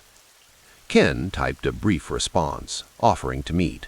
Talent acquisition was another form of distressed asset purchasing during market dislocations. Skilled traders and analysts became available when less stable firms contracted. The following week, Ken walked through Citadel's technology department, where engineers worked on proprietary trading systems. The firm had invested heavily in computing infrastructure, recognizing early that microseconds and basis points multiplied across millions of trades translated into significant edges. "The new co-location is operational," said the technology director, a former telecommunications engineer who had joined in 1996. "We're now executing with approximately 12 milliseconds less latency." Ken nodded approvingly. While other firms relied on general-purpose technology, Citadel had built custom systems designed specifically for their trading strategies. The investment was substantial, but it created a moat that competitors found increasingly difficult to cross. "The next phase is scaling the data pipelines," the director continued. "We're capturing more market signals than we can currently process." "Prioritize the integration with the risk models," Ken replied. "Speed without control is just another form of leverage." Later that afternoon, Ken sat in a conference room with his strategic planning team. On the whiteboard, they had mapped out Citadel's evolution over the coming years. The electronic communication networks were changing market structure, creating new opportunities for firms that could process and act on information faster than traditional players. "We're at an inflection point," Ken said, looking at the timeline. "The markets are becoming more electronic, more interconnected. The firms that adapt their infrastructure first will capture disproportionate value." A young analyst raised her hand. "But isn't there risk in being early? The technology is still evolving." "Being early has a cost," Ken acknowledged. "Being late has a penalty. I'd rather pay the cost than suffer the penalty." As October 1998 drew to a close, the immediate crisis surrounding LTCM had subsided, but the lessons remained vivid. In the quiet of his office one evening, Ken wrote in his journal a practice he maintained to crystallize his thoughts. "LTCM will be remembered as a failure of risk management, not a failure of intelligence. Their collapse reinforces what we've built at Citadel, a culture where intellectual brilliance is necessary but insufficient. The truly sustainable edge comes from operational excellence, liquidity discipline, and the institutional capacity to remain standing when others fall." He closed the journal and looked at the family photo on his desk. The balance between ambition and personal life remained an ongoing challenge. The culture he had created at Citadel was intense. The up or out mentality had become more pronounced as the firm grew. It wasn't always comfortable, but comfort wasn't the objective. Their excellence was. The city lights blinked through his window as a light rain began to fall. Ken gathered his papers, preparing to head home. The markets would be there tomorrow, with new patterns, new inefficiencies to exploit, new risks to manage. The game never really ended, it just evolved, rewarding those who evolved with it. And in that constant evolution, Ken Griffin had found his element, not just as a trader or investor, but as the architect of a system designed to extract value from the market's endless complexity. The first 100 million had been achieved. The next billions awaited, not as targets to be hit, but as consequences of building something that worked when others failed. As he left the building, the Chicago night enveloped him, cool and clear after the rain. The financial district stood silent now, but he knew that across the globe, markets continued their eternal dance of fear and greed, boom and bust. And with each cycle, each crisis, each period of exuberance, Citadel would be there, not just surviving, but positioning itself to thrive in the aftermath. The preservation of capital, after all, enabled participation in the next opportunity. And Ken Griffin had no intention of missing any opportunity that the markets might provide. The trading floor at Citadel hummed with the electric energy of 1,000 computations happening simultaneously, servers whirring in climate-controlled rooms adjacent to where traders sat bathed in the blue glow of multiple monitors. Outside, Chicago's November sky hung heavy with clouds, the threat of early winter snow lingering over Lake Michigan. The year was 2001, and the financial world was still finding its footing after the twin shocks of the dot-com bubble burst and the September 11 attacks. Ken Griffin stood at the window of his office, watching the city lights flicker on as dusk settled over the skyline. At 33, he had already built Citadel into a formidable force in convertible arbitrage, but recent events had made him acutely aware of the vulnerability that came with specialization. The market shutdown following 9/11, the longest since the Great Depression, had given him 4 days of enforced reflection, days spent walking the empty corridors of Citadel's offices while most of his staff remained at home. "The world changed in September," he said quietly as Frank Meyer, his early backer and mentor, settled into one of the chairs across from Griffin's desk. "Not just geopolitically, the markets will never be the same." Meyer, silver-haired and deliberate in his movements, nodded. "Single strategy shops are dinosaurs now. The extinction event has already happened. They just don't know it yet." Griffin returned to his desk, where architectural plans for Citadel's expanded trading floor lay unfurled. His fingers traced the outlines of what would soon become separate divisions within the firm, each with its own focus, but sharing a central nervous system of risk management. "We've been working on the multi-strategy approach since last year," Griffin said. "But we need to accelerate. Convertible ARB gave us our foundation, but you don't build a house to live only in the basement," Meyer finished for him. Griffin smiled slightly. "Exactly. The plan was ambitious. Equity, long-short strategies, macro trading, credit vehicles, and quantitative models, all operating under one roof but maintaining separate identities. The complexity was daunting, but complexity itself was where Griffin had always found his edge. The model has to be centralized risk management with decentralized portfolio managers," Griffin explained, pulling up a digital schematic on his computer. "Each PM runs their own book, but we control leverage, position sizing, liquidity parameters, the architecture of risk." Meyer leaned forward to study the screen. "A portfolio of portfolios," he mused, "with you as the ultimate risk officer." "And capital allocator," Griffin added. "The advantage is obvious: diversification, the cost." He paused. "The cost is complexity and the cultural intensity required to make it work." Later that evening, after Meyer had left, Griffin remained at his desk. Chicago's financial district had quieted, but Citadel was still alive with activity. The firm never truly slept. Somewhere, always, positions were being monitored, models refined, opportunities identified. Griffin's executive assistant knocked softly before entering. "The team from MIT is here for their final interview round," she said. Griffin nodded. "Set them up in the conference room. I'll be there in 5 minutes." Talent acquisition had become a critical mission.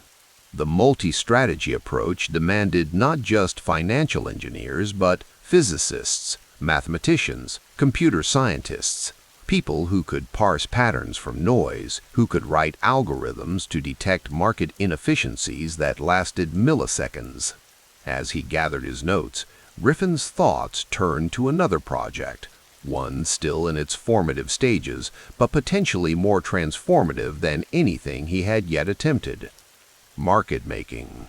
The business of standing ready to buy and sell securities, capturing the spread between bid and ask prices, was evolving rapidly. Human specialists on trading floors were being replaced by machines in data centers. Speed, technology, and flow were becoming the new competitive edges. The next morning, Griffin convened a small group of his most trusted lieutenants in a secure conference room. The blinds were drawn.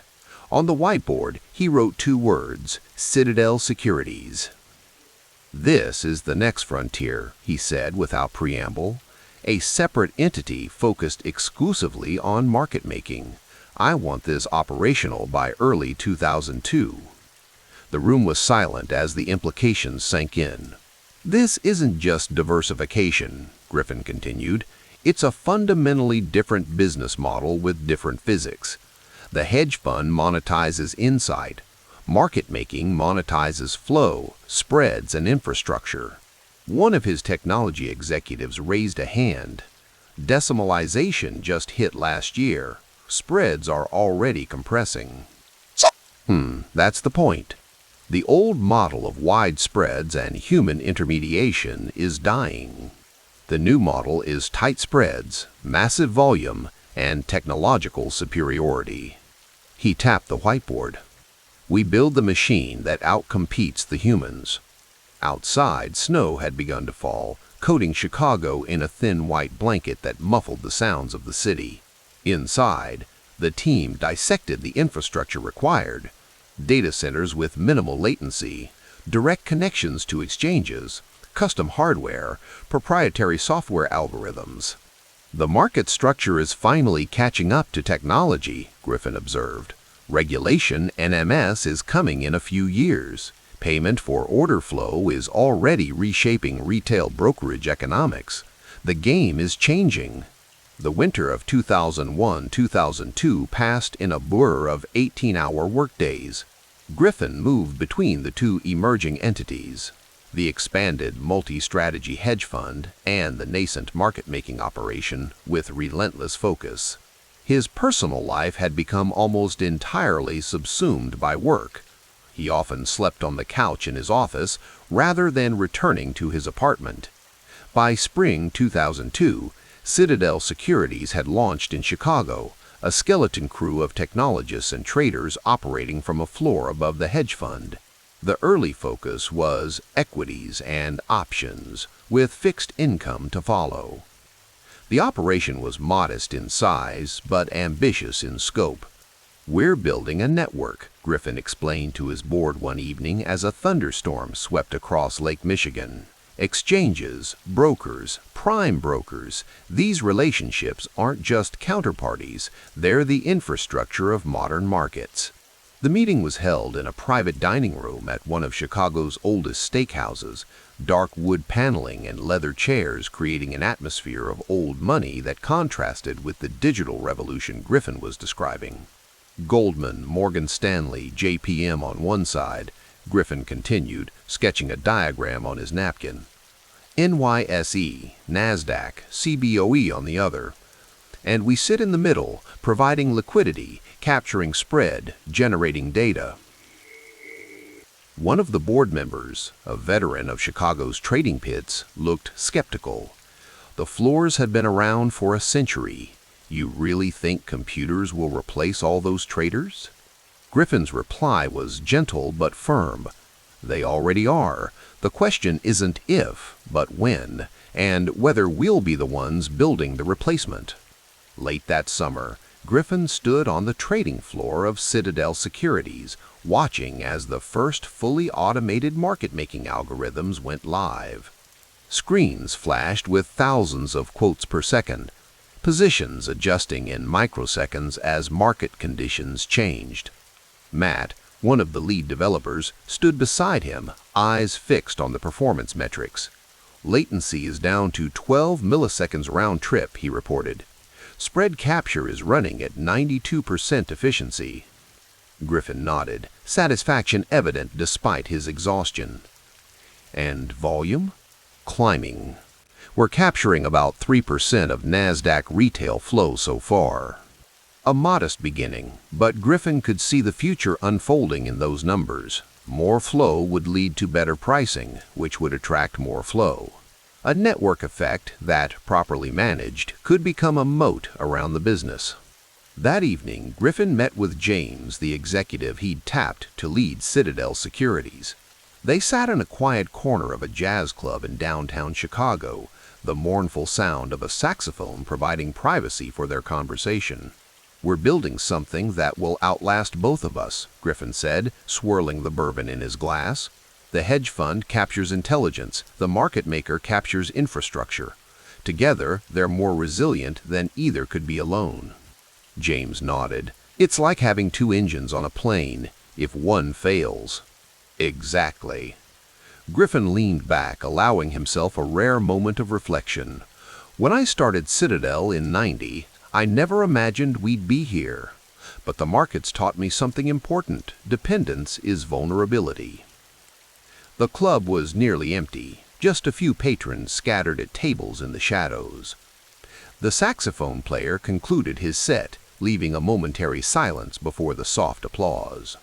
"The LTCM collapse in '98 was a warning," Griffin continued.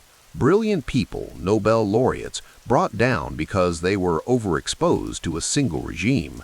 I won't let that happen to us." Outside, Chicago's summer night was warm, the streets still busy with people enjoying the weather. Griffin and James walked back toward the office, their conversation turning to the technological challenges ahead. "Decimalization changed everything," James observed. "When stocks moved from fractions to pennies, the whole ecosystem shifted." Griffin nodded. "The value of speed increased exponentially. A 1/16 of a point was 6.25 cents. Now we're fighting over a single penny, and winning that fight requires technology."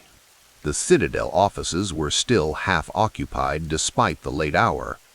In the years since its founding, the firm had developed a culture of intensity that mirrored its founder's own work ethic. People didn't come to Citadel for work-life balance. They came to be part of something transformative. Griffin stopped by the desk of a young quantitative analyst who was staring intently at lines of code. "Making progress?" Griffin asked. The analyst looked up, momentarily startled to find the founder standing beside him. "Yes, sir. We've improved the pattern recognition for the equity long-short strategy. The backtest results are promising." Griffin studied the screen. "How does it handle regime change?" "That's actually what I'm working on now. The 2000 crash and the post-9/11 recovery have different signatures. I'm trying to build something that recognizes the shift." Griffin nodded approvingly. "That's exactly right. Markets aren't static, they evolve. The models have to evolve with them." As 2002 drew to a close, Griffin gathered both Citadel and Citadel Securities leadership for a year-end strategy session at a secluded resort in Wisconsin. Snow blanketed the grounds outside, and a fire crackled in the stone hearth of the conference room where the team had assembled. "We've laid the foundation," Griffin said, standing before a projection showing the firm's growth over the past 3 years. "The multi-strategy platform is operational. Citadel Securities has gone from concept to reality. Now we build." He clicked to the next slide, showing projections for the coming decade. The numbers were ambitious, reflecting Griffin's belief that both entities could grow exponentially with the right execution. "Some people think I'm being paranoid by diversifying so aggressively," he acknowledged. "But this isn't paranoia, it's pattern recognition. Markets reward adaptability over specialization in the long run." That evening, after the formal sessions had concluded, Griffin found a quiet moment alone on the resort's terrace. Despite the cold, he stood watching the snow fall silently among the pines. The past 3 years had been a period of profound transformation for the markets, for Citadel, and for himself. The dot-com crash had wiped out trillions in paper wealth. September 11th had shaken America's sense of security. The financial world was still finding its new equilibrium. Yet amid the chaos, Griffin had found clarity. The path forward wasn't a single strategy but a platform, not one business but an ecosystem. As he turned to go back inside, Griffin paused, taking a final look at the winter landscape. The snow continued to fall, each flake finding its place in the growing blanket of white. Individual flakes were fragile, vulnerable to the slightest warmth. But together, they transformed the world. The snow fell silently over Chicago, coating the angular skyscrapers in a pristine white that would soon be tainted by the city's relentless movement. Inside his office on the 37th floor, Kenneth Griffin watched the flakes descend through triple-paned glass that insulated him from the bitter cold outside. The Lake Michigan wind howled, but he couldn't hear it. Only the gentle hum of servers and the soft clicking of keyboards from his quantitative team working late into the evening. It was early 2003, and something significant had shifted. Griffin could feel it. The markets had weathered the dot-com collapse, and while others licked their wounds, he had been building, always building. "The Bloomberg terminal shows Goldman's moving their positions again," said Eric, one of his senior traders, without looking up from his screen. "Same pattern as yesterday." Griffin nodded slightly, his reflection ghost-like in the window. At 34, his boyish features had hardened somewhat, chiseled by years of 16-hour days and the weight of decisions that now affected billions in capital. His net worth had recently crossed a threshold that few men ever approached, $1 billion, though he rarely dwelled on the figure itself. What mattered was what it represented: infrastructure, capability, the freedom to execute. "Let them move," Griffin said quietly. "Our systems caught it 11 milliseconds before their confirmation went through. The algorithms adjusted accordingly." This was the new battleground. Not the trading floor shouting matches of decades past, but an invisible war fought at the speed of light through fiber optic cables. Griffin had been investing hundreds of millions in this infrastructure, soon to become billions, creating a technological moat that competitors couldn't easily cross. Later that evening, Griffin sat across from Robert, his chief technology officer, in a conference room lined with whiteboards covered in equations and network diagrams. Steam rose from a cup of green tea that would go cold, forgotten, as it always did when Griffin became absorbed in systems architecture. "The new co-location facility near the NYSE will be operational next month," Robert said, sliding a folder across the polished table. "We'll have a 3-foot advantage in cable length over the next closest competitor." 3 feet, Griffin repeated, a faint smile appearing. "At the speed of light, that's nanoseconds," Robert finished. "But in our world, it's everything," Griffin said, opening the folder to review the schematics. "And the Chicago Exchange?" "Similar arrangement. We'll be closest to the matching engines on 3 of the 5 major exchanges by year's end." Griffin nodded, satisfied.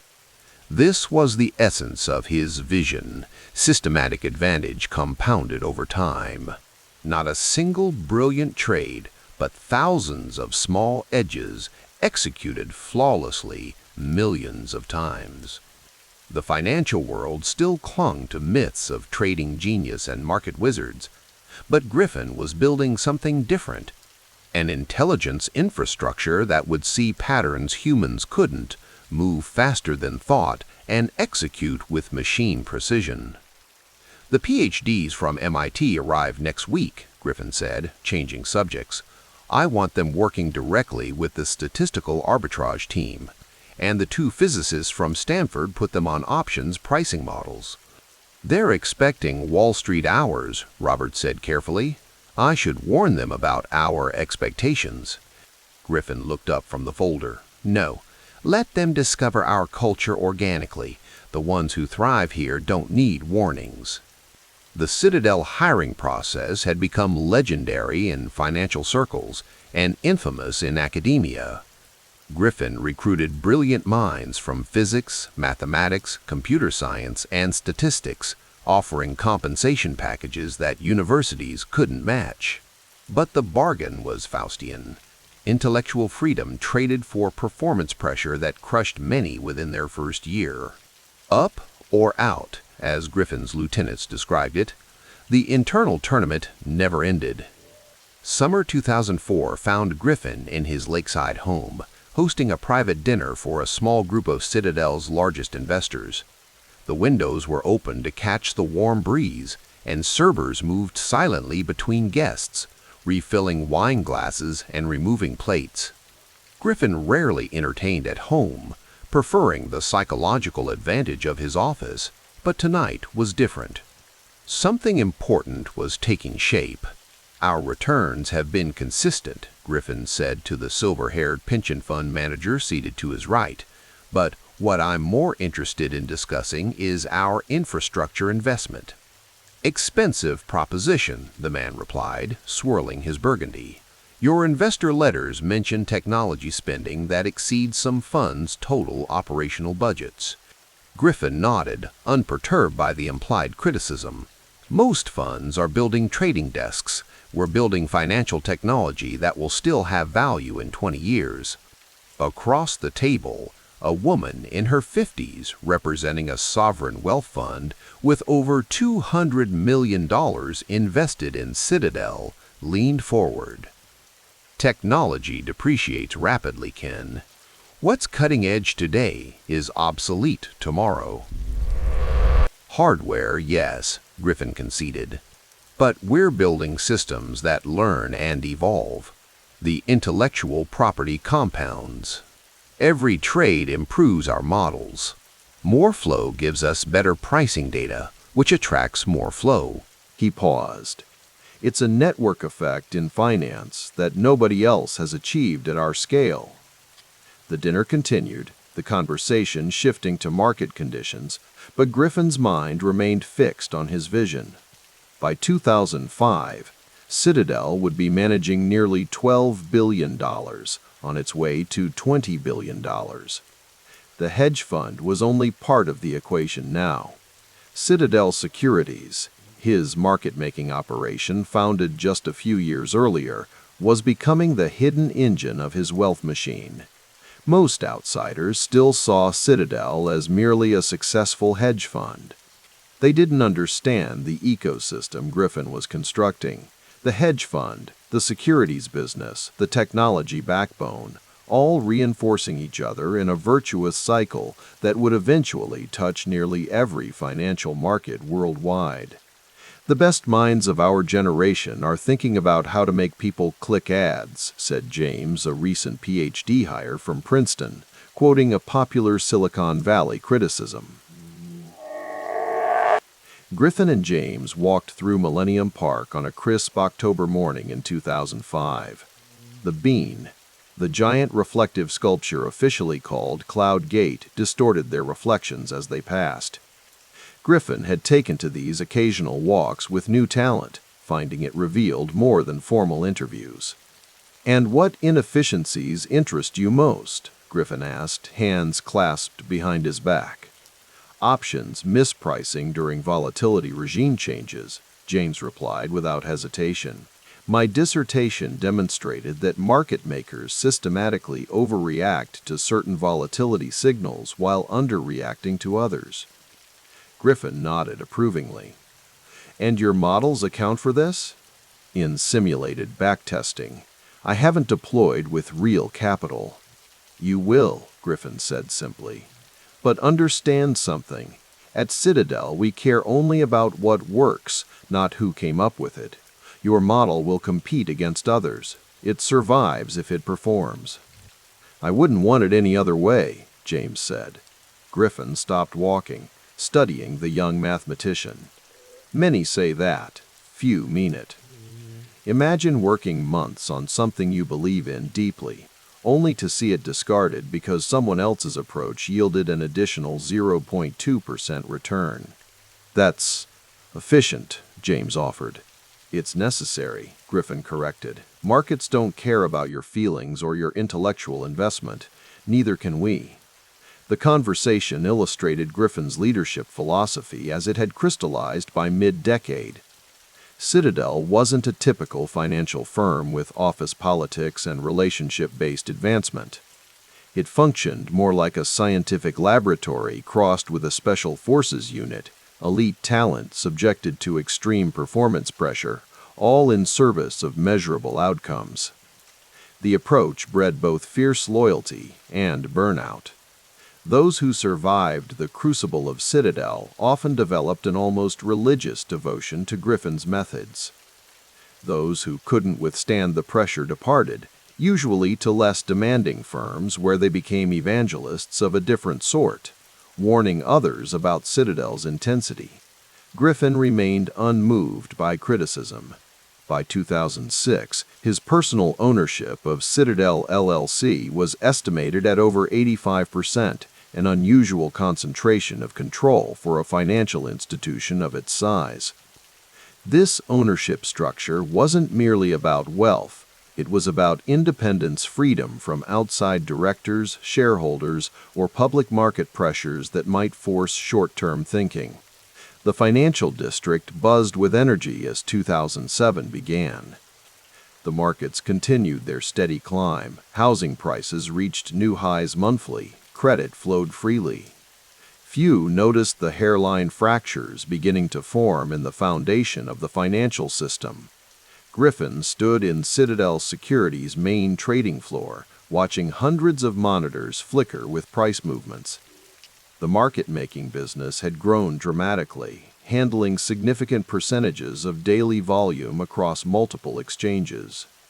The business model was elegant, providing liquidity to markets, capturing tiny spreads millions of times per day, all while gathering invaluable data that fed back into Citadel's other strategies. SEC's asking questions again about our execution speeds, said Thomas, his chief compliance officer, approaching with a folder. They're struggling to understand how we're consistently faster than everyone else. Griffin accepted the folder but didn't open it. They're asking the wrong question. Speed is just one factor. It's the decision quality at speed that matters. They're also concerned about our market share growth. Are investors getting better prices when they trade with us? Yes, demonstrably so. Then that's our answer, Griffin said definitively.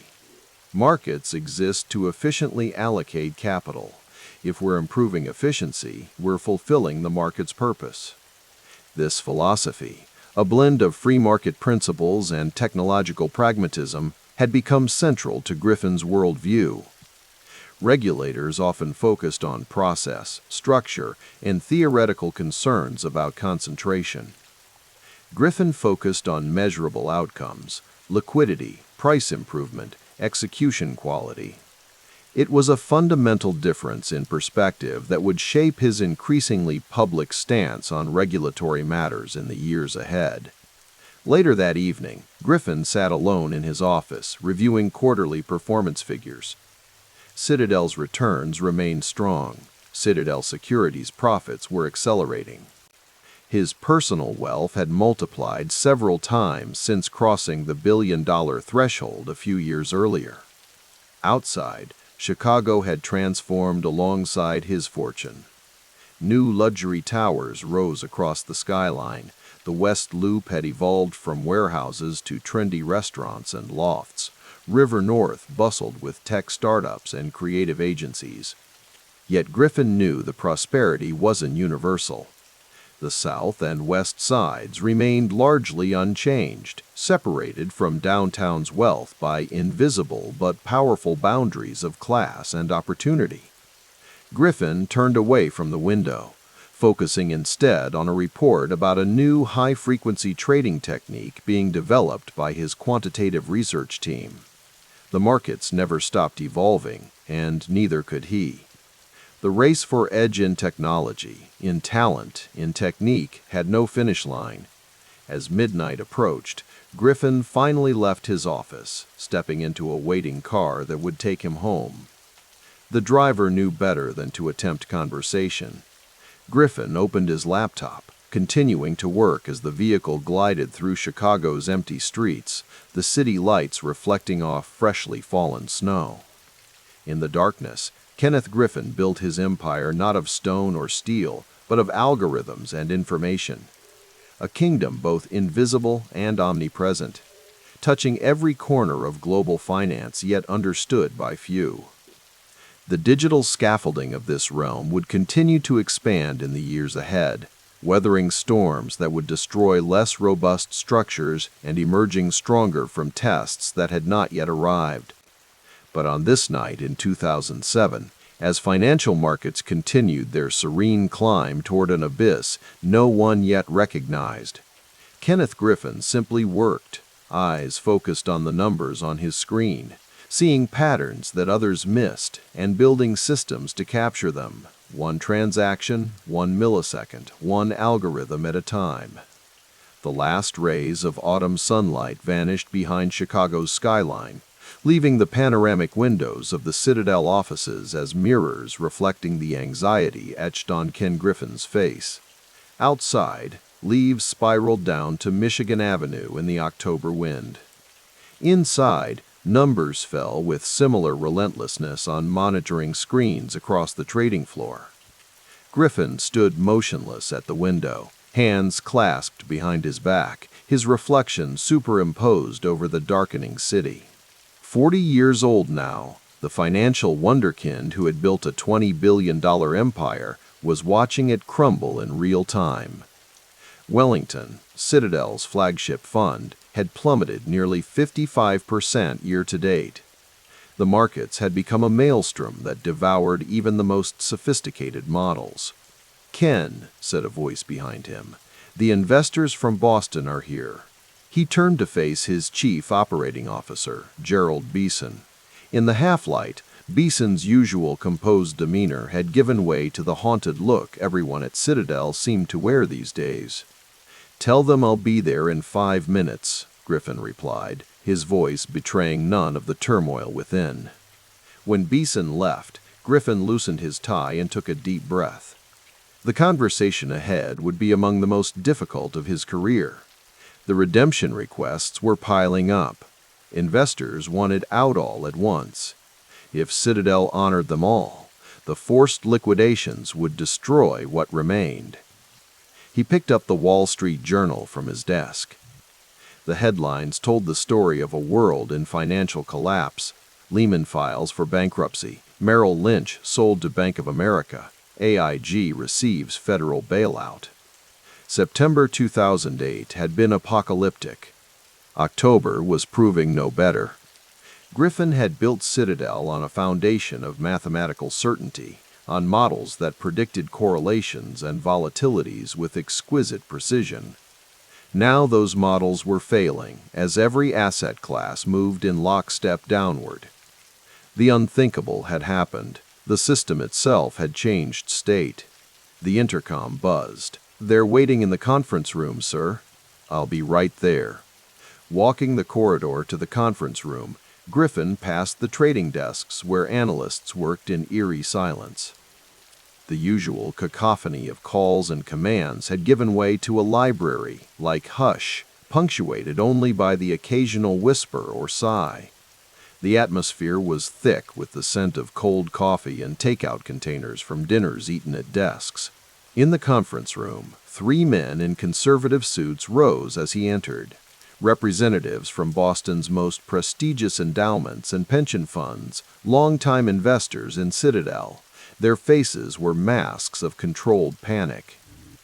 "Gentlemen," Griffin said, extending his hand, "thank you for coming." The eldest of the 3, a silver-haired man named Harrison, spoke first after they'd settled.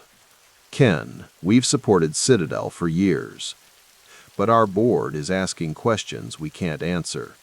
55% down. What happened to your risk management? Griffin nodded slowly.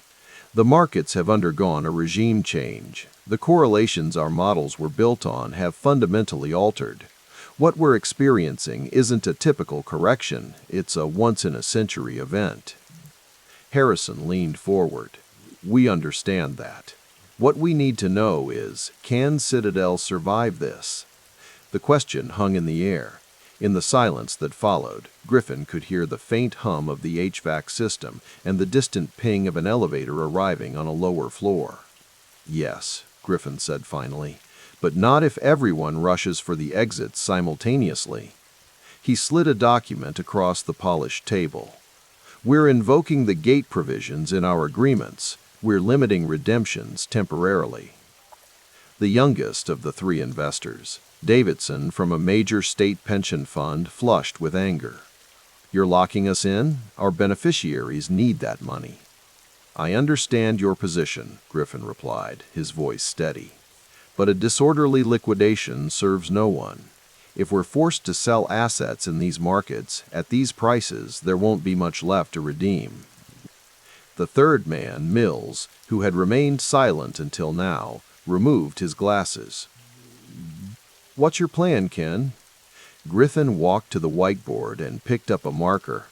For the next hour, he outlined Citadel's survival strategy, restructuring the portfolio, reducing leverage, renegotiating terms with prime brokers, and preserving the core team despite the inevitable departures. The fundamental lesson here, Griffin said, circling two words he'd written on the board, leverage and illiquidity, is that these two factors together are lethal. Either one alone can be managed. Together, they're a death sentence. He set down the marker. We made mistakes. We had exposure to subprime that we shouldn't have had. We employed leverage that, in retrospect, was excessive. But we're learning from this. The room fell silent again. Outside the windows, Chicago's lights blurred in a light drizzle that had begun to fall. Harrison spoke first. How many of your people have left? Griffin's jaw tightened almost imperceptibly. Some, not as many as you might expect. The ones who matter understand what we're building here is bigger than this crisis. The meeting continued past midnight. When the investors finally left, Griffin returned to his office alone. He loosened his tie completely now and poured himself a small measure of bourbon from a crystal decanter. The phone on his desk rang. He glanced at his watch, 2:17 a.m., before answering. Griffin. It's James. James, yeah, one of his most trusted portfolio managers. I've been looking at the Asian markets. They're in free fall again. Griffin closed his eyes briefly. How bad? Another 3% across the board. The contagion is spreading. Get some sleep, James. Tomorrow's another day. After hanging up, Griffin walked back to the window. The rain had intensified, streaming down the glass in rivulets that fragmented the city lights below. For a moment, just one, he allowed himself to contemplate surrender. He could wind down Citadel, return what capital remained, walk away.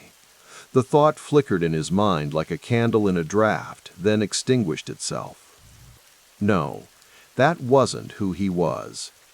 The next morning, Griffin called an all-hands meeting in Citadel's largest conference room.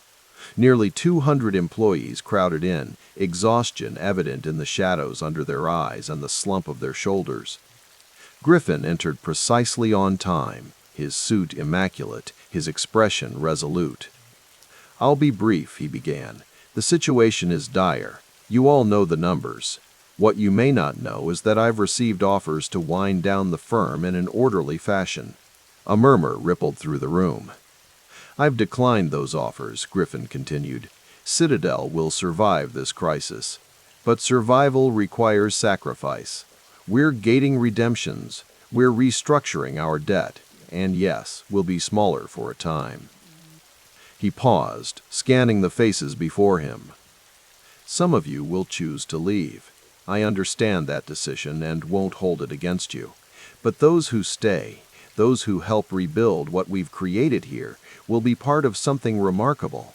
A firm that faced extinction and emerged stronger.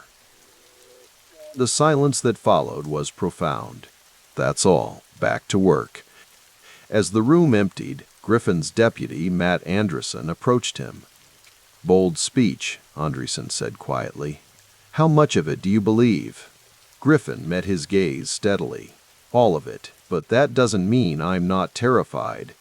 The confession, rare for Griffin, seemed to satisfy Andreson. "The teams need to see you on the floor today, not hiding up here." Griffin nodded. "I'll be down in an hour." Later that day, Griffin walked slowly through the trading floors. He stopped at desks, reviewed positions, asked questions. The ritual had a calming effect on his team and on himself. This was still his domain. These were still his people. At a quantitative analyst's station, he paused to study a complex model on the screen. "What are you seeing?" he asked. The analyst, a young woman who had joined Citadel from MIT just 18 months earlier, pointed to a pattern in the data. "The volatility clustering is unlike anything in our historical data sets," she explained. "But if you look at the crash of '87, there are some similarities in how correlations behaved afterward." Griffin leaned closer. "Show me." For 20 minutes, they dove into the mathematics, discussing modifications to Citadel's risk models. It was the most normal Griffin had felt in weeks. As November arrived, bringing with it the first biting cold of Chicago's winter, Griffin established a new routine. Each morning began with a crisis management meeting. Each day included hours on the phone with investors and counterparties.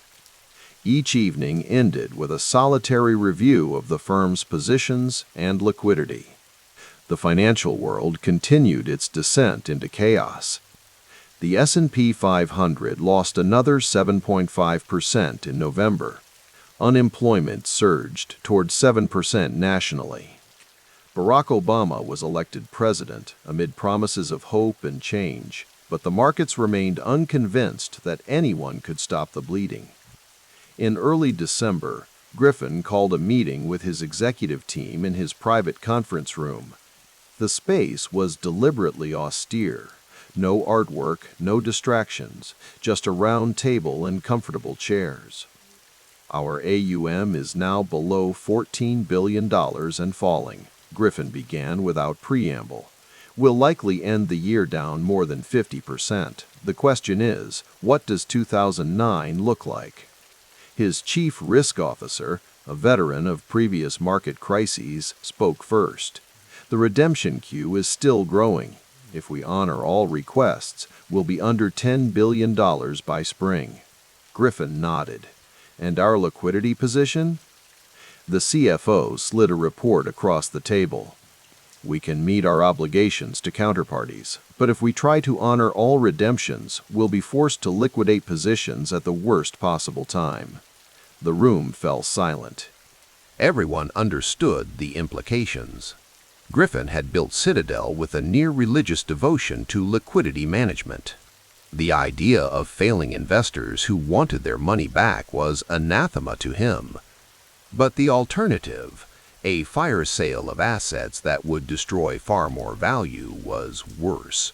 "We continue with the gates," Griffin said finally, "and we communicate more transparently with investors about our path forward."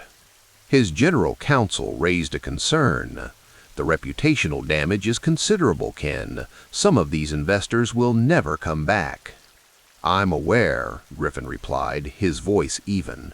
"But reputation can be rebuilt. A liquidated firm cannot." As the meeting broke up, Griffin asked his longtime assistant to hold all calls. Alone again, he took a rare moment to reflect on the personal toll of the crisis. The financial pain was considerable. His own wealth, largely tied to Citadel's performance, had declined by billions. But the psychological cost was higher. Griffin had prided himself on never losing investor money over any meaningful period. That record was now shattered. More painful still was the knowledge that he'd failed to see this coming. The subprime exposure, the leverage, the illiquidity, all risks he should have recognized and mitigated. Griffin's phone buzzed with a text from his wife. Dinner tonight, or working late again? He stared at the message for a long moment.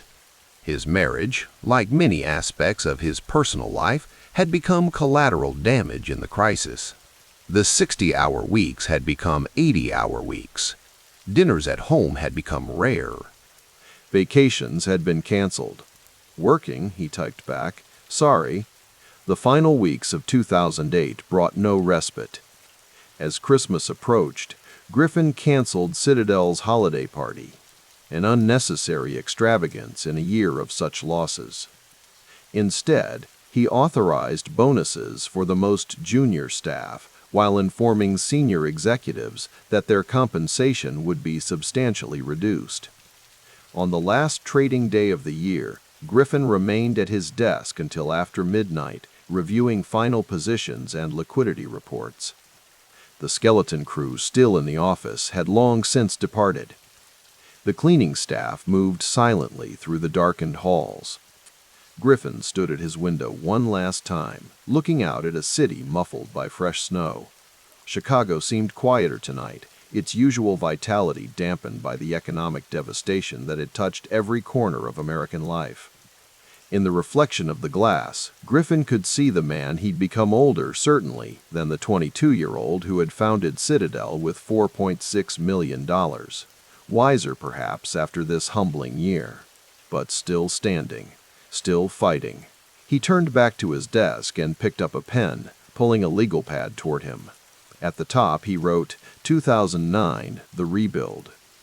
He began to outline his vision for Citadel's future, a future that, despite everything, he still believed in. The lesson of 2008, that leverage and illiquidity together were fatal, would become the cornerstone of a new approach to risk. The pain of gating investors would transform into a commitment to more transparent terms.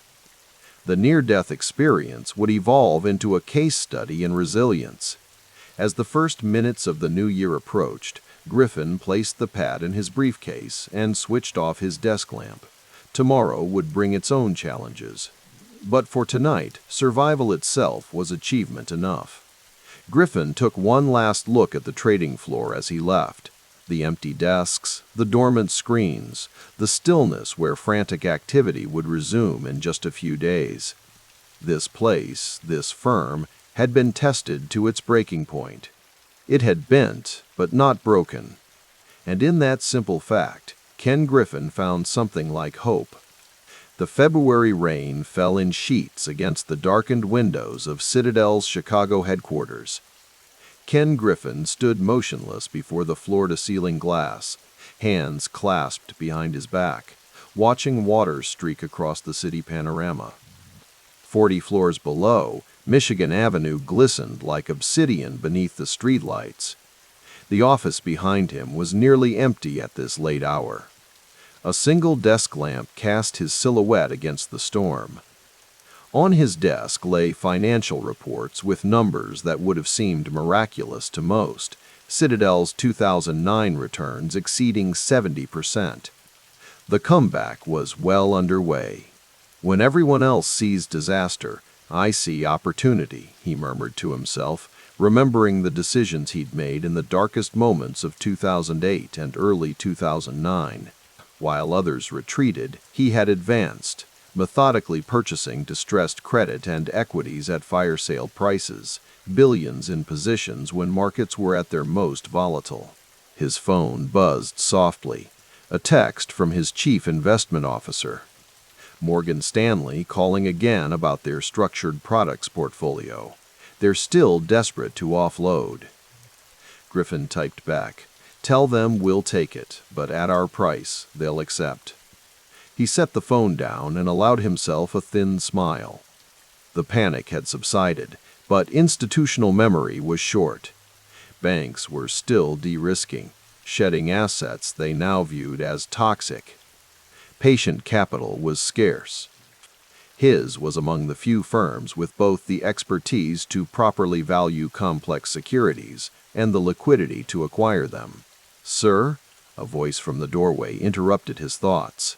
His assistant stood with a leather portfolio. "Your notes for tomorrow's partner meeting." Griffin nodded, taking the folder. "The market's behavior is precisely what we anticipated," he said, more to himself than to her. "Forced sellers create artificial discounts that have nothing to do with intrinsic value. That's where we live." After she left, Griffin settled behind his desk, reviewing the performance metrics. The 2008 crisis had nearly broken Citadel. The drawdowns, the redemption gates, the whispers of insolvency. But it had also created the conditions for this remarkable recovery. The distressed credit positions alone had generated billions in profits. "Survival enables compounding," he said aloud, a phrase that had become something of a mantra within the firm's walls.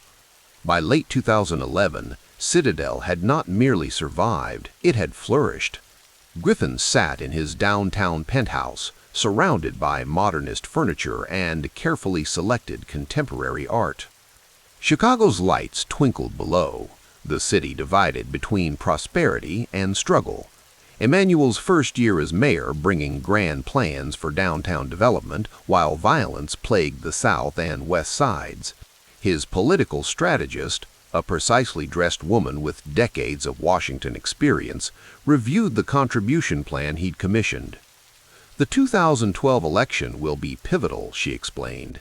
"If we commit significant resources now, we can help shape the debate around financial regulation, taxation, and market structure." Griffin nodded, sipping espresso from a handcrafted porcelain cup. "I've built my life on free markets and meritocracy. Those principles are under siege." "The scale you're proposing, it will make you one of the largest individual donors in American politics." "When I commit fully," he replied, voice even and controlled. "Democracy isn't a spectator sport. If those of us who understand markets don't engage, we cede the field to populists who would dismantle the very systems that create prosperity. Some will call it plutocratic influence. Buying," she cautioned. "Let them," Griffin answered, his expression unchanged. "History shows that properly functioning markets create more opportunity than any alternative system. I'm not apologizing for defending that." Later that night, alone in his study, Griffin reviewed the first tranche of political donations, millions flowing into super PACs and campaign committees, almost exclusively supporting Republican candidates who championed deregulation, school choice, and lower taxation. Outside, the wind howled off Lake Michigan. Inside, he felt centered, purposeful. The fund had recovered its high water mark faster than anyone predicted. His personal wealth had multiplied. And now he was deploying it, not just in markets, but in the civic arena that shaped markets themselves. Spring 2014. Griffin walked through Harvard Yard, memories washing over him of satellite dishes on dormitory roofs and late-night trading from his undergraduate days. The campus had changed, sleeker facilities, more international students, but the essential character remained, ambition cloaked in red brick and ivy. The university's president awaited him in a wood-paneled office that had hosted donors for centuries. They exchanged pleasantries about Griffin's days as an economics major, about the current crop of students. $300 million is transformational, the president said finally. The Kenneth C. Griffin Charitable Fund's commitment to financial aid will ensure Harvard remains accessible to the brightest minds, regardless of means. Griffin nodded. The economics department's support is equally important. Rigorous economic thinking shaped my worldview. I want that tradition strengthened. Some might question whether elite institutions should receive such largesse when public education struggles. Excellence reproduces excellence, Griffin replied without hesitation. Harvard identified potential in me that might have gone unrealized elsewhere. I'm investing in that same talent identification system. Later, strolling alone through Cambridge, Griffin reflected on how far he'd come since the crisis.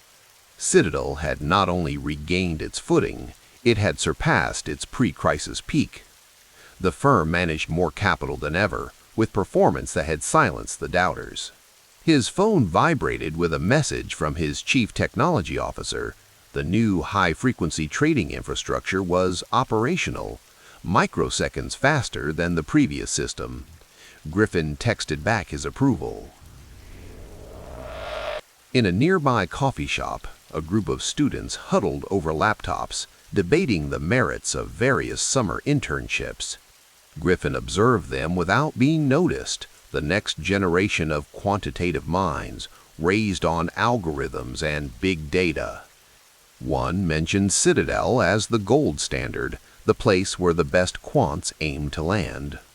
Griffin felt a quiet satisfaction. The narrative had been rewritten. No longer was Citadel the fund that nearly collapsed. It was once again the firm that attracted the brightest mathematical talent, that pushed the boundaries of what technology could accomplish in financial markets. The Chicago winter of 2013 had settled in, temperatures plunging below zero as Griffin's car slid through empty pre-dawn streets toward Citadel's headquarters. The driver navigated carefully past Millennium Park, where ice sculptures from a weekend festival stood like sentinels in the darkness. In the back seat, Griffin reviewed overnight market movements in Asia on his tablet. Commodities down, currencies volatile. The world always offered opportunities for those with the right models. "Earlier meeting today, sir?" the driver asked, catching Griffin's eye in the rearview mirror. "New trading team starts this morning," Griffin replied. "I like to observe their first day without announcement." At 5:30 a.m., the trading floor was already humming with activity screens glowing, analysts preparing for the market open, the soft whir of advanced cooling systems keeping the servers at optimal temperature. Griffin moved silently among them, watching, listening, evaluating. A young quantitative researcher noticed him and straightened nervously. Griffin approached. "Your volatility model for Japanese equities," Griffin said without preamble. "You've accounted for the Bank of Japan's intervention patterns." "Yes, sir," the young man replied, surprised Griffin knew his work. "We've built a correlation matrix across 3 decades of BOJ actions, weighted by intensity and market conditions." Griffin nodded, satisfied. "Good. Send me the full specification." He moved on, leaving the researcher both intimidated and inspired. By mid-morning, Griffin sat in a conference room with his senior leadership team. The discussion centered on a potential acquisition, a struggling fund with valuable intellectual property in credit derivatives. "Their models are strong, but their risk management failed them," Griffin observed. "We can integrate their IP within our framework, gain their talent, and eliminate a competitor." "The market doesn't fully appreciate your 2008-2009 playbook," his chief strategy officer noted. "The distressed credit positions we took when everyone else was selling, that's still driving our outperformance." "The market rarely appreciates anything until after the fact," Griffin replied. "Our advantage is seeing patterns while they're still forming." Later that afternoon, Griffin met with his philanthropy team. Educational initiatives dominated the agenda, not just Harvard, but charter schools, STEM programs, economic literacy campaigns. "The through line in all these commitments is human capital development," Griffin explained. "The most scarce resource isn't money, it's talent that can deploy money intelligently." As evening settled over Chicago, Griffin found himself once again alone in his office, reviewing political contribution strategies for the upcoming midterm elections. The amounts had grown substantially, tens of millions flowing into campaigns and causes that aligned with his vision of meritocratic capitalism. On his desk sat 2 newspapers with contrasting headlines about his firm. One praised Citadel's remarkable recovery and technical innovation. The other questioned whether high-frequency trading firms like Citadel Securities gave insiders unfair advantages over retail investors. Griffin regarded both with equanimity. The polarization of his public image was perhaps inevitable. Genius disciplinarian to some, predatory market manipulator to others. What mattered was not perception but reality. The firm was stronger than ever, positioned at the nexus of technology and finance, generating returns that most competitors could only dream of achieving. Summer 2014. Griffin's private jet descended toward New York, the Manhattan skyline emerging from morning haze. He'd been awake since 4 a.m., reviewing investment committee materials, political strategy documents, and philanthropy proposals. The Kenneth C. Griffin Charitable Fund had become a formidable entity in its own right, structured with the same attention to detail that characterized his business operations. His Harvard gift had generated headlines, but dozens of smaller commitments flew beneath the public radar. Surgical interventions in educational systems, economic research initiatives, arts institutions. His driver met him at Teterboro, the sleek black car sliding into the morning traffic toward Manhattan. Griffin reviewed notes for his upcoming meeting with potential investors, sovereign wealth funds considering significant allocations to Citadel. They'll ask about 2008, his investor relations head had warned. Good, Griffin had replied. That crisis revealed which firms understood risk and which merely pretended to. The presentation went precisely as planned.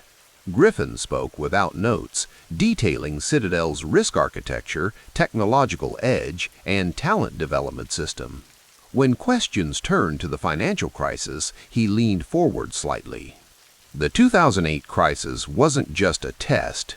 It was a forge, he explained. We emerged not merely intact but reinvented. Our distressed credit positions in 2009 weren't lucky bets. They were the application of disciplined valuation when emotion ruled markets. Later, over lunch at a discreet midtown restaurant, Griffin met with one of his political advisors, a former senator now guiding Griffin's growing political influence. The midterms are shaping up as expected, the advisor reported. Your contributions are having impact in key races. Griffin nodded, cutting precisely into his salmon. The regulatory environment shapes market structure. I won't apologize for engaging in the political process that determines those rules. The amounts are drawing attention, the advisor noted carefully. Over $500 million in political causes since 2012. It positions you as a major force. Democracy requires participation, Griffin replied simply. I'm participating. That evening, Griffin visited a Chelsea gallery where he was considering acquiring a significant contemporary work. The gallerist guided him through the exhibition, expertly contextualizing each piece. Art and markets share certain qualities, Griffin observed as they paused before a large abstract canvas. Both reveal patterns that most overlook. Both reward patient study. Both fluctuate between rationality and emotion. This particular artist, the gallerist ventured, is exploring the boundary between order and chaos, much like financial markets perhaps. Griffin smiled slightly. Precisely why it interests me. As night fell over Manhattan, Griffin stood on the terrace of a friend's penthouse, gazing at the city stretched before him.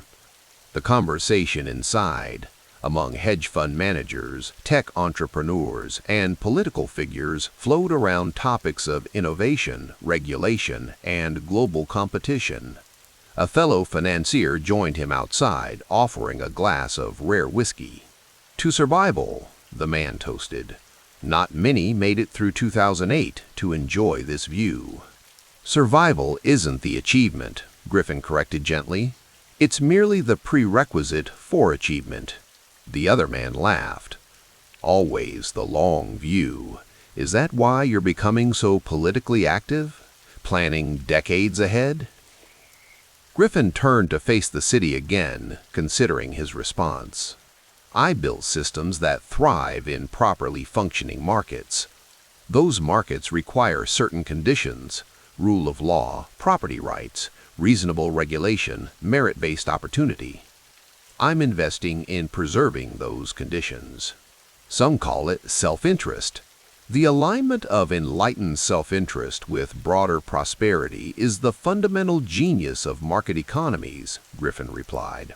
I make no apology for understanding that connection.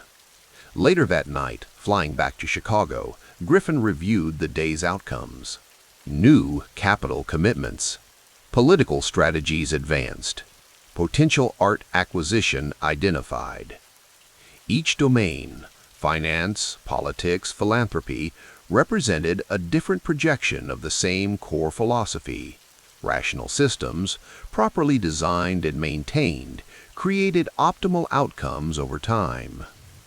As the lights of Chicago appeared below, Griffin reflected on the journey from the depths of 2008 to this moment of multidimensional success.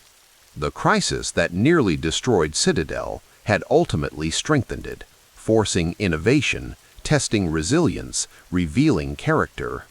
Survival enables compounding, he murmured to himself as the plane began its descent, the city grid expanding beneath him like a complex mathematical pattern waiting to be understood by those with the patience and perspective to truly see it. The art hung suspended in the penthouse light. Jackson Pollock's roiling abstractions caught the winter morning sun streaming through floor-to-ceiling windows, transforming the work into something living, breathing. Ken Griffin stood before it, coffee in hand, studying the seemingly chaotic splatters that had cost him $250 million. Still worth every penny, he murmured to himself. From 40 floors above Central Park, Manhattan sprawled before him like a complex trading algorithm made physical, patterns within patterns, each block and building a data point in an endless series. The $238 million penthouse at 220 Central Park South wasn't just the most expensive home ever purchased in America. It was a statement, a position taken in the market of reputation. His phone buzzed. Gerald Beeson, Citadel's longtime president and operations chief. Morning, Gerald. Ken. The transition documents are ready for review. We should discuss the timing of the announcement. Griffin nodded, though Beeson couldn't see him. After more than 17 years by his side, Gerald was preparing his exit. Another change in a half-decade of transformation. I'll be in the office by 9, Griffin replied. After ending the call, he moved to the adjacent wall, where Willem de Kooning's vibrant canvas hung opposite the Pollock, the other half of his record-breaking private art purchase. Together, they represented not just his aesthetic taste, but a calculated allocation of wealth. Art was becoming a significant portion of his portfolio, perhaps 10 to 15%, a store of value beyond the market's reach.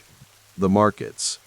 Even now, in this quiet moment before the day began, data flowed through his mental filters. Citadel Securities had grown into a trading colossus over the past few years, handling more than 20% of all U.S. stock trading volume.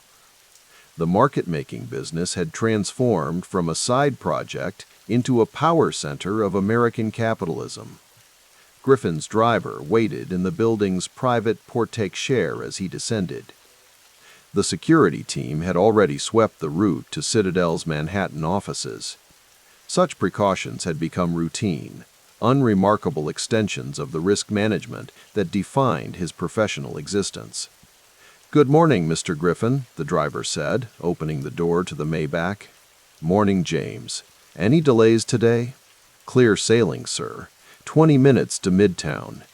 As the car glided into the morning traffic, Griffin's thoughts drifted to Chicago, the city where he'd built Citadel, where much of his life still resided despite the expanding constellation of homes from London to Palm Beach. Just 2 years earlier, he had made his largest philanthropic commitment yet, $125 million to the University of Chicago's Economics Department, now bearing his name. The Kenneth C. Griffin Department of Economics. The words still felt strange, almost embarrassing in their permanence. Griffin was a man who measured value in microseconds, who built systems to capitalize on market inefficiencies that existed for mere moments. Now his name would outlast him, chiseled into one of America's intellectual citadels. The naming had provoked predictable criticism. Buying legitimacy, some said. Vanity philanthropy. Griffin considered such reactions inevitable background noise. The gift would fund scholarships for generations, support research that might reshape economic understanding. The critics would fade, the impact would compound. In the office, Beeson waited with an array of documents and a subtle hint of melancholy. Their partnership had weathered the 2008 crisis, when Citadel nearly collapsed under the weight of redemptions and frozen markets. They'd rebuilt together, reclaimed their standing. Now Gerald was moving on. "We should announce after the quarterly results," Beeson suggested. "Clean break, positive narrative." Griffin nodded. "You've earned it, Gerald. 17 years is a lifetime in this business. Some might say that about your tenure as well." Griffin smiled tightly. "I'm just getting started." After the meeting, he walked the trading floors alone, observing the quiet intensity of his domain.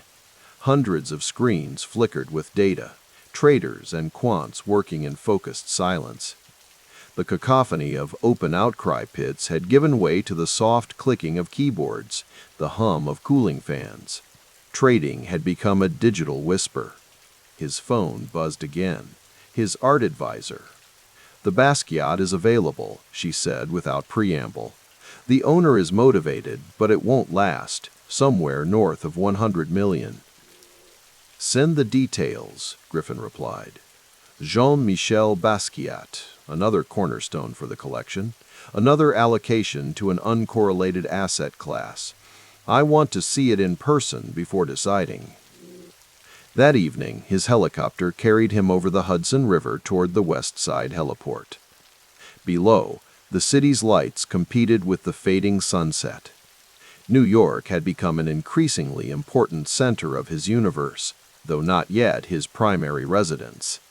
The complexity of his real estate portfolio mirrored his investment approach, diversified, strategic, with positions carefully chosen. The helicopter banked over Manhattan, and Griffin's thoughts turned to the London property he'd recently acquired for $122 million near Buckingham Palace.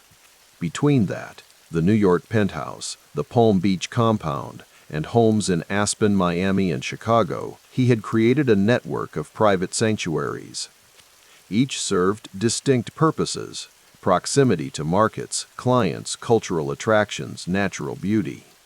Once back at the penthouse, Griffin found himself drawn again to the Pollock.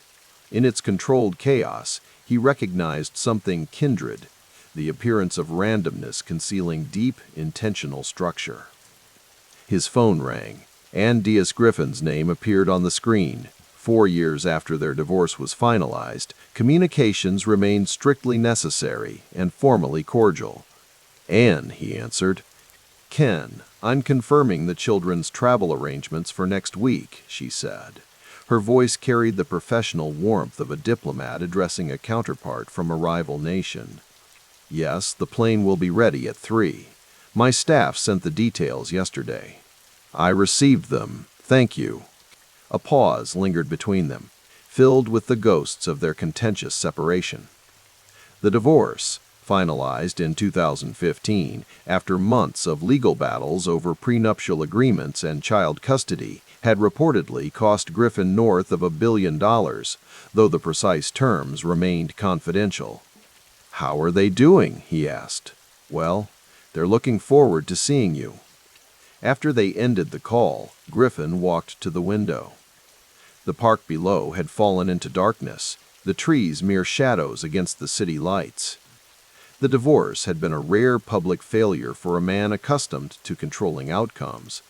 Markets could be modeled, risks quantified.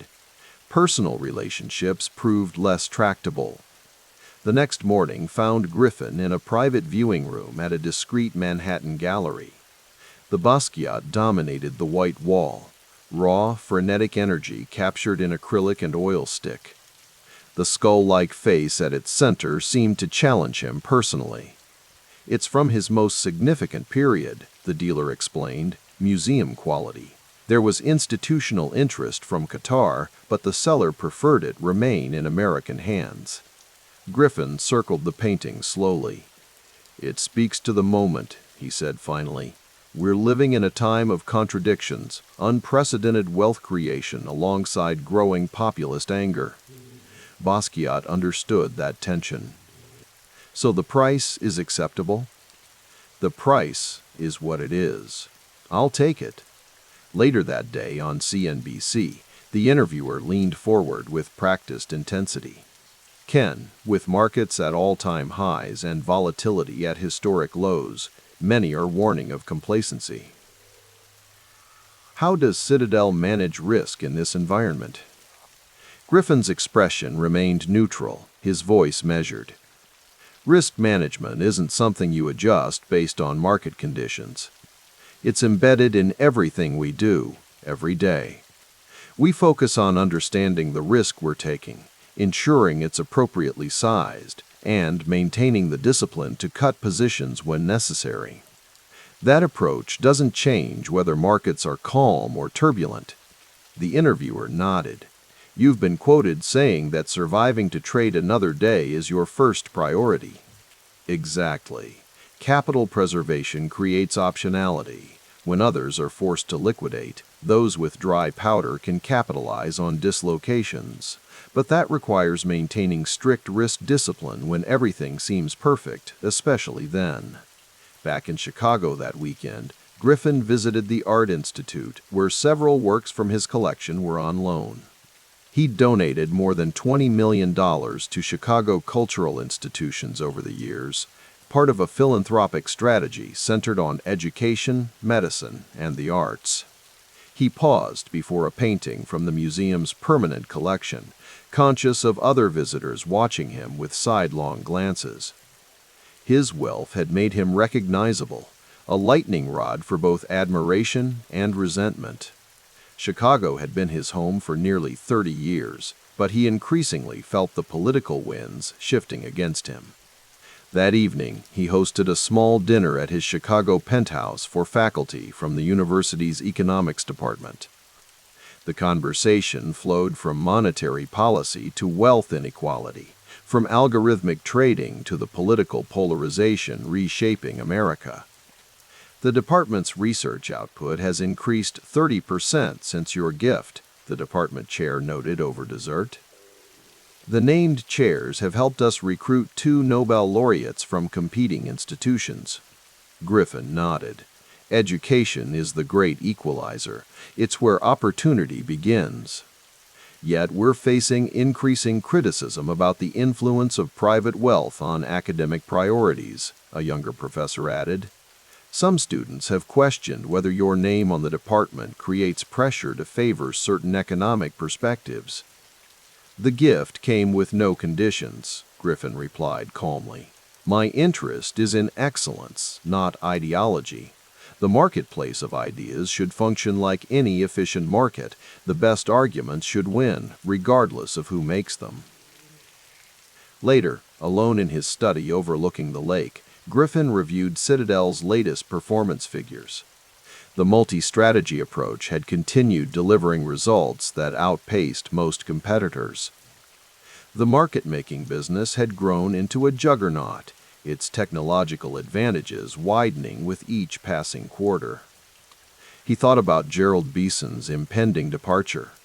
Senior personnel changes were inevitable in any organization, but losing someone who'd been with him since the early days marked a transition point. The bench of portfolio managers remained strong. The multi-manager model had been designed to withstand departures, but something was shifting in the firm's evolution. His phone buzzed with a text from a real estate agent in Miami. Another property was available, waterfront, exclusive. Griffin scanned the details with practiced efficiency. Florida's tax advantages were becoming increasingly attractive as Chicago and Illinois struggled with pension crises and budget deficits. The following week, Griffin stood in the London home he'd recently acquired, looking out at the manicured gardens. The $122 million property represented another node in his global network, another piece on the chessboard of his life. His art advisor joined him, portfolio in hand. The Basquiat will be delivered next month. I've prepared options for its display across your properties. It belongs here, Griffin decided. London needs something with more edge. As dusk fell over the city, Griffin considered the empire he'd built. The trading businesses, the real estate holdings, the art collection, the philanthropic foundations.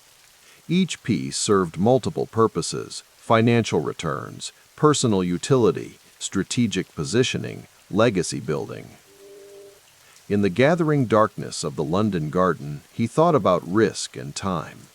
The markets rewarded those who could process information faster than others, who could see patterns emerging before they became obvious. But true wealth creation, the kind that transcended markets, required a longer view.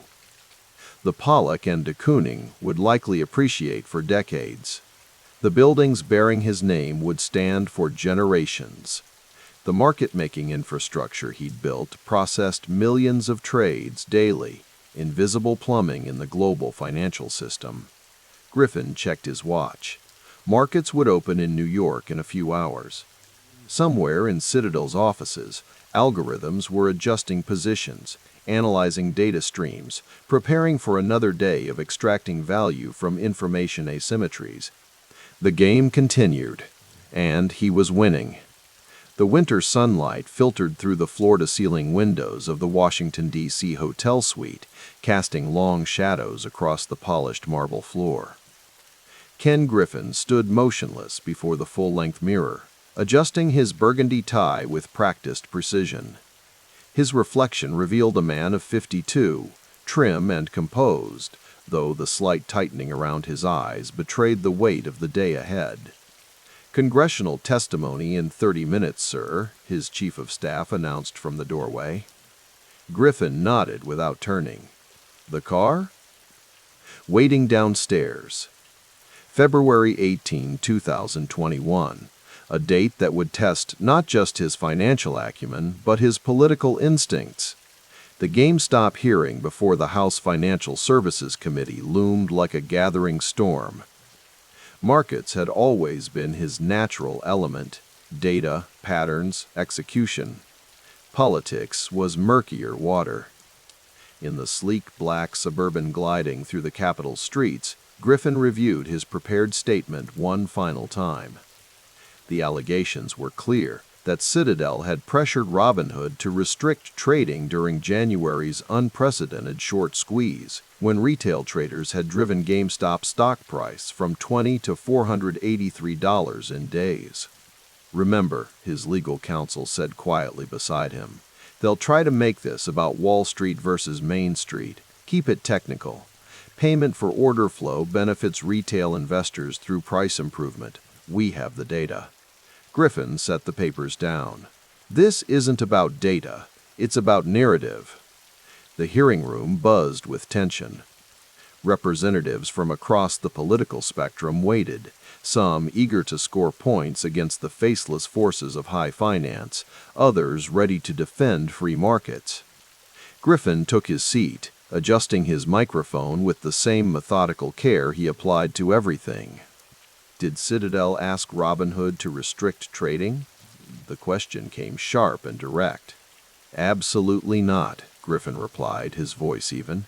"We had no role in Robinhood's decision to limit trading in GameStop or any other meme stocks." For hours, he parried questions about payment for order flow, the practice where market makers like Citadel Securities pay brokerages like Robinhood for the right to execute retail trades. Critics called it a hidden cost. Griffin framed it as a democratizing force that had eliminated commissions and improved execution prices.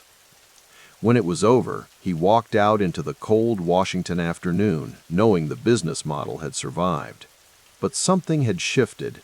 A new risk category had emerged beyond market volatility or regulatory changes, political legitimacy itself. 9 months later, on a crisp November evening in 2021, Griffin stood in a private viewing room at Sotheby's in New York. Before him lay a rare first-edition copy of the United States Constitution, one of only 13 known to exist, and the only one still in private hands. The bidding starts at $20 million, the auction representative informed him. The cryptocurrency consortium has raised nearly $47 million. They're very determined. Griffin's expression remained impassive, but his eyes never left the yellowed document under its protective glass. So am I. The auction unfolded remotely, with Griffin receiving updates by phone. The crypto collective, Constitution DAO, had crowdfunded an impressive war chest, each contributor hoping to own a fractional piece of American history. But Griffin had something they didn't: singularity of purpose and decision-making. 43.2 million, sir. Plus fees, we're at approximately 46.2 million. It's yours. Later that evening, as Manhattan's lights sparkled outside his Central Park South penthouse, Griffin sipped a glass of Bordeaux and considered his acquisition. It wasn't just a collector's trophy. The symbolism mattered. Traditional finance preserving the foundational document of American liberty against the decentralized upstarts of crypto. There was also the matter of where it would reside. I've decided to loan it to Crystal Bridges, he told his art advisor the next morning. The museum in Arkansas, founded by Walmart heiress Alice Walton, represented a particular vision of America heartland values, private enterprise, institutional continuity. Not the Met, not Chicago, the advisor asked. Griffin shook his head slightly. Crystal Bridges is right for this moment. Summer 2022. The Chicago skyline glittered against Lake Michigan, the city Griffin had called home for 32 years spread out before him. From the windows of Citadel's headquarters at 131 South Dearborn Street, he could see Millennium Park, where he had funded the construction of the skating ribbon that bore his name. But today, his attention focused on the morning's Chicago Tribune, its headline stark: "Another weekend of violence, 7 dead, 36 wounded." His phone buzzed with a text from Florida Governor Ron DeSantis: "Miami's ready whenever you are." The decision had been forming for months. Chicago had given Griffin and Citadel much proximity to derivatives markets, a central location, outstanding universities. But the city was changing. Violent crime had surged during the pandemic. The political leadership seemed unable or unwilling to address it. And Illinois' fiscal health remained perpetually precarious, with tax increases an ever-present threat. "Gather the executive team," Griffin instructed his assistant. "It's time to discuss the move." The announcement in June sent shockwaves through Chicago's business and political communities. Citadel, with its thousands of high-paying jobs and immense tax base, would relocate its headquarters to Miami. Illinois politicians decried the move as abandonment. Florida officials celebrated. "This isn't just about taxes," Griffin explained to his leadership team as they gathered in the boardroom overlooking the Chicago River. "It's about creating an environment where our people feel safe, where their children can thrive, where government functions effectively. We're voting with our feet." By autumn, Griffin had purchased expansive office space at 1221 Brickell Avenue in Miami's financial district. The move represented more than a corporate relocation. It was a statement about governance, priorities, and the future of American capitalism. The morning air in Miami carried the scent of salt and tropical flowers as Griffin jogged along Biscayne Bay in early 2024. At 55, his disciplined routine remained unchanged: up before dawn, exercise, then 12 to 14 hours of work. The difference now was the setting: palm trees instead of skyscrapers, humidity instead of wind chill. His phone vibrated with the morning markets report. Citadel now managed approximately $63 billion in assets. Citadel Securities executed roughly 27% of U.S. equity trading volume, around 7.4 billion shares daily. The numbers represented not just wealth but influence, a position at the center of global capital flows. Later that morning, in his office overlooking Miami's glittering waterfront, Griffin reviewed the quarterly estimates with his CFO. Citadel Securities was generating between $7 to $10 billion in annual revenue, with margins estimated between 15–25%. His personal stake in both Citadel LLC and Citadel Securities represented the majority of his estimated $37 to $43 billion net worth. The ARK portfolio valuation is complete, his wealth manager noted. Conservative estimate puts it over $1 billion, with the real estate holdings at approximately the same. Griffin nodded, only half listening.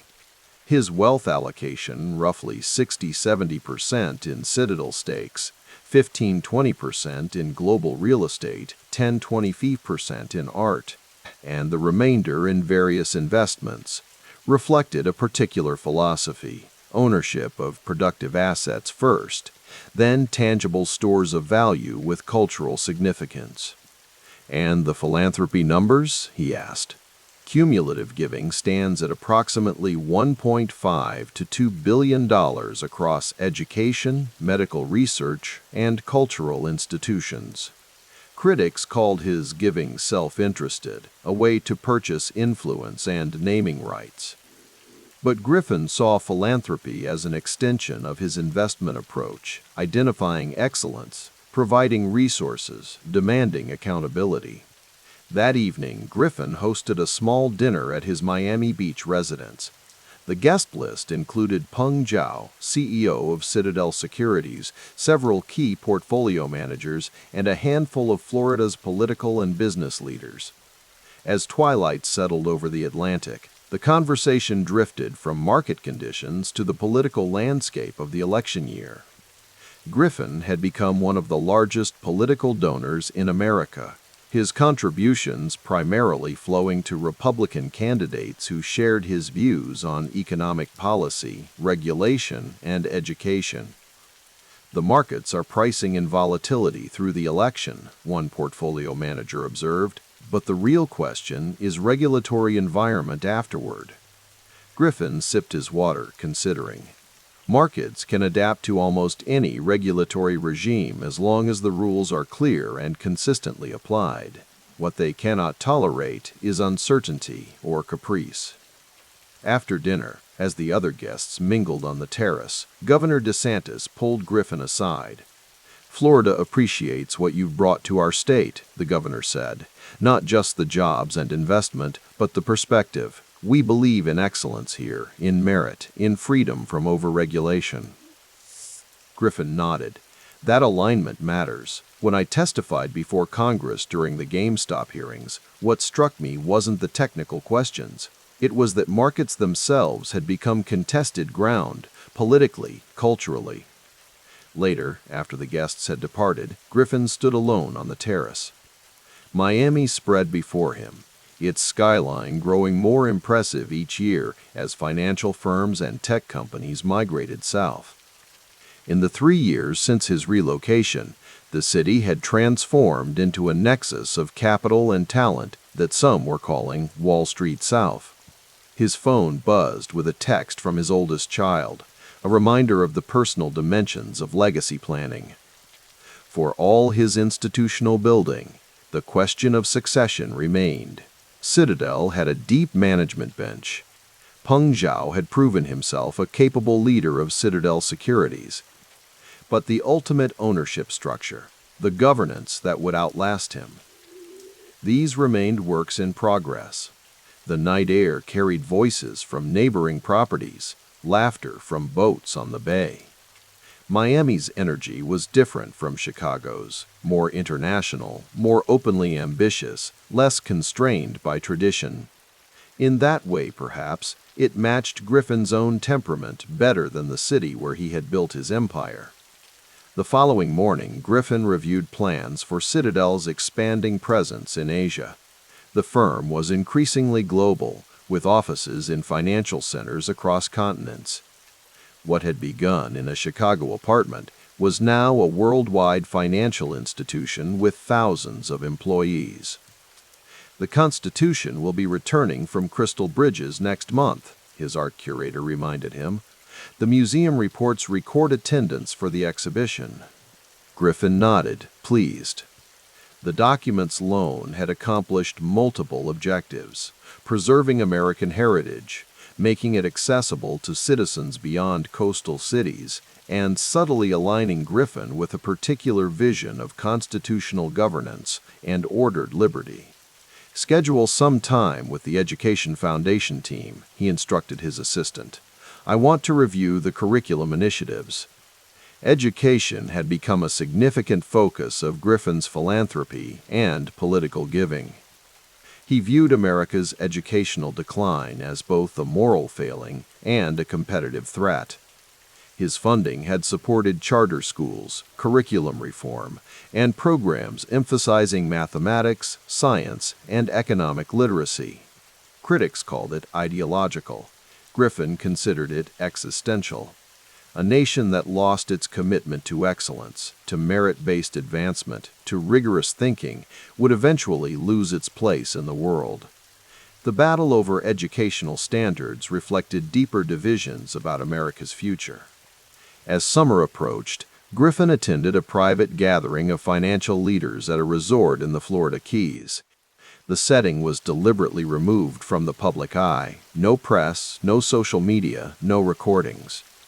Here, among peers, conversations could unfold more frankly. The payment for order flow model survived the GameStop scrutiny, one CEO observed over dinner, but the questions haven't gone away. Griffin considered this. The business practice at the heart of Citadel Securities' retail operation remained controversial, despite his arguments for its consumer benefits. The data shows retail investors receive better execution prices because of it. But the perception battle continues. Perception increasingly is reality in finance, another participant noted. We're not just managing capital anymore, we're managing legitimacy. This captured something essential about Griffin's evolving challenge. Building Citadel had required mathematical brilliance, risk management, and organizational skill. Sustaining it now demanded political awareness, cultural positioning, and narrative management. Later, walking along the moonlit beach, Griffin reflected on the arc of his career. From the satellite dish at Harvard to the Constitution at Crystal Bridges. From convertible arbitrage to market-making at planetary scale.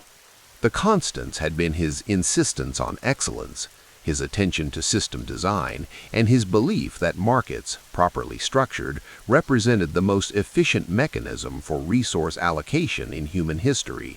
The ocean stretched before him, vast and restless in the darkness. Like markets themselves, beautiful, dangerous, essential. His wealth had reached a scale where it transcended personal consumption or security. It had become a form of power to shape institutions, to influence policy, to preserve certain values against erosion. With that power came scrutiny, criticism, resistance. Some viewed his success as evidence of a system that concentrated too much influence in too few hands. Others saw it as the natural result of exceptional ability meeting opportunity in a free society. Griffin knew which narrative he believed, but he also understood that the debate itself was now part of the environment in which Citadel operated, as real as interest rates or volatility, as consequential as any regulatory change.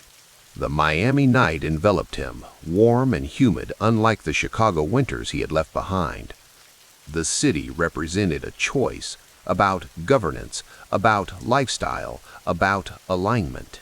Chicago had given him opportunity. Miami offered continuity for the institution he had built.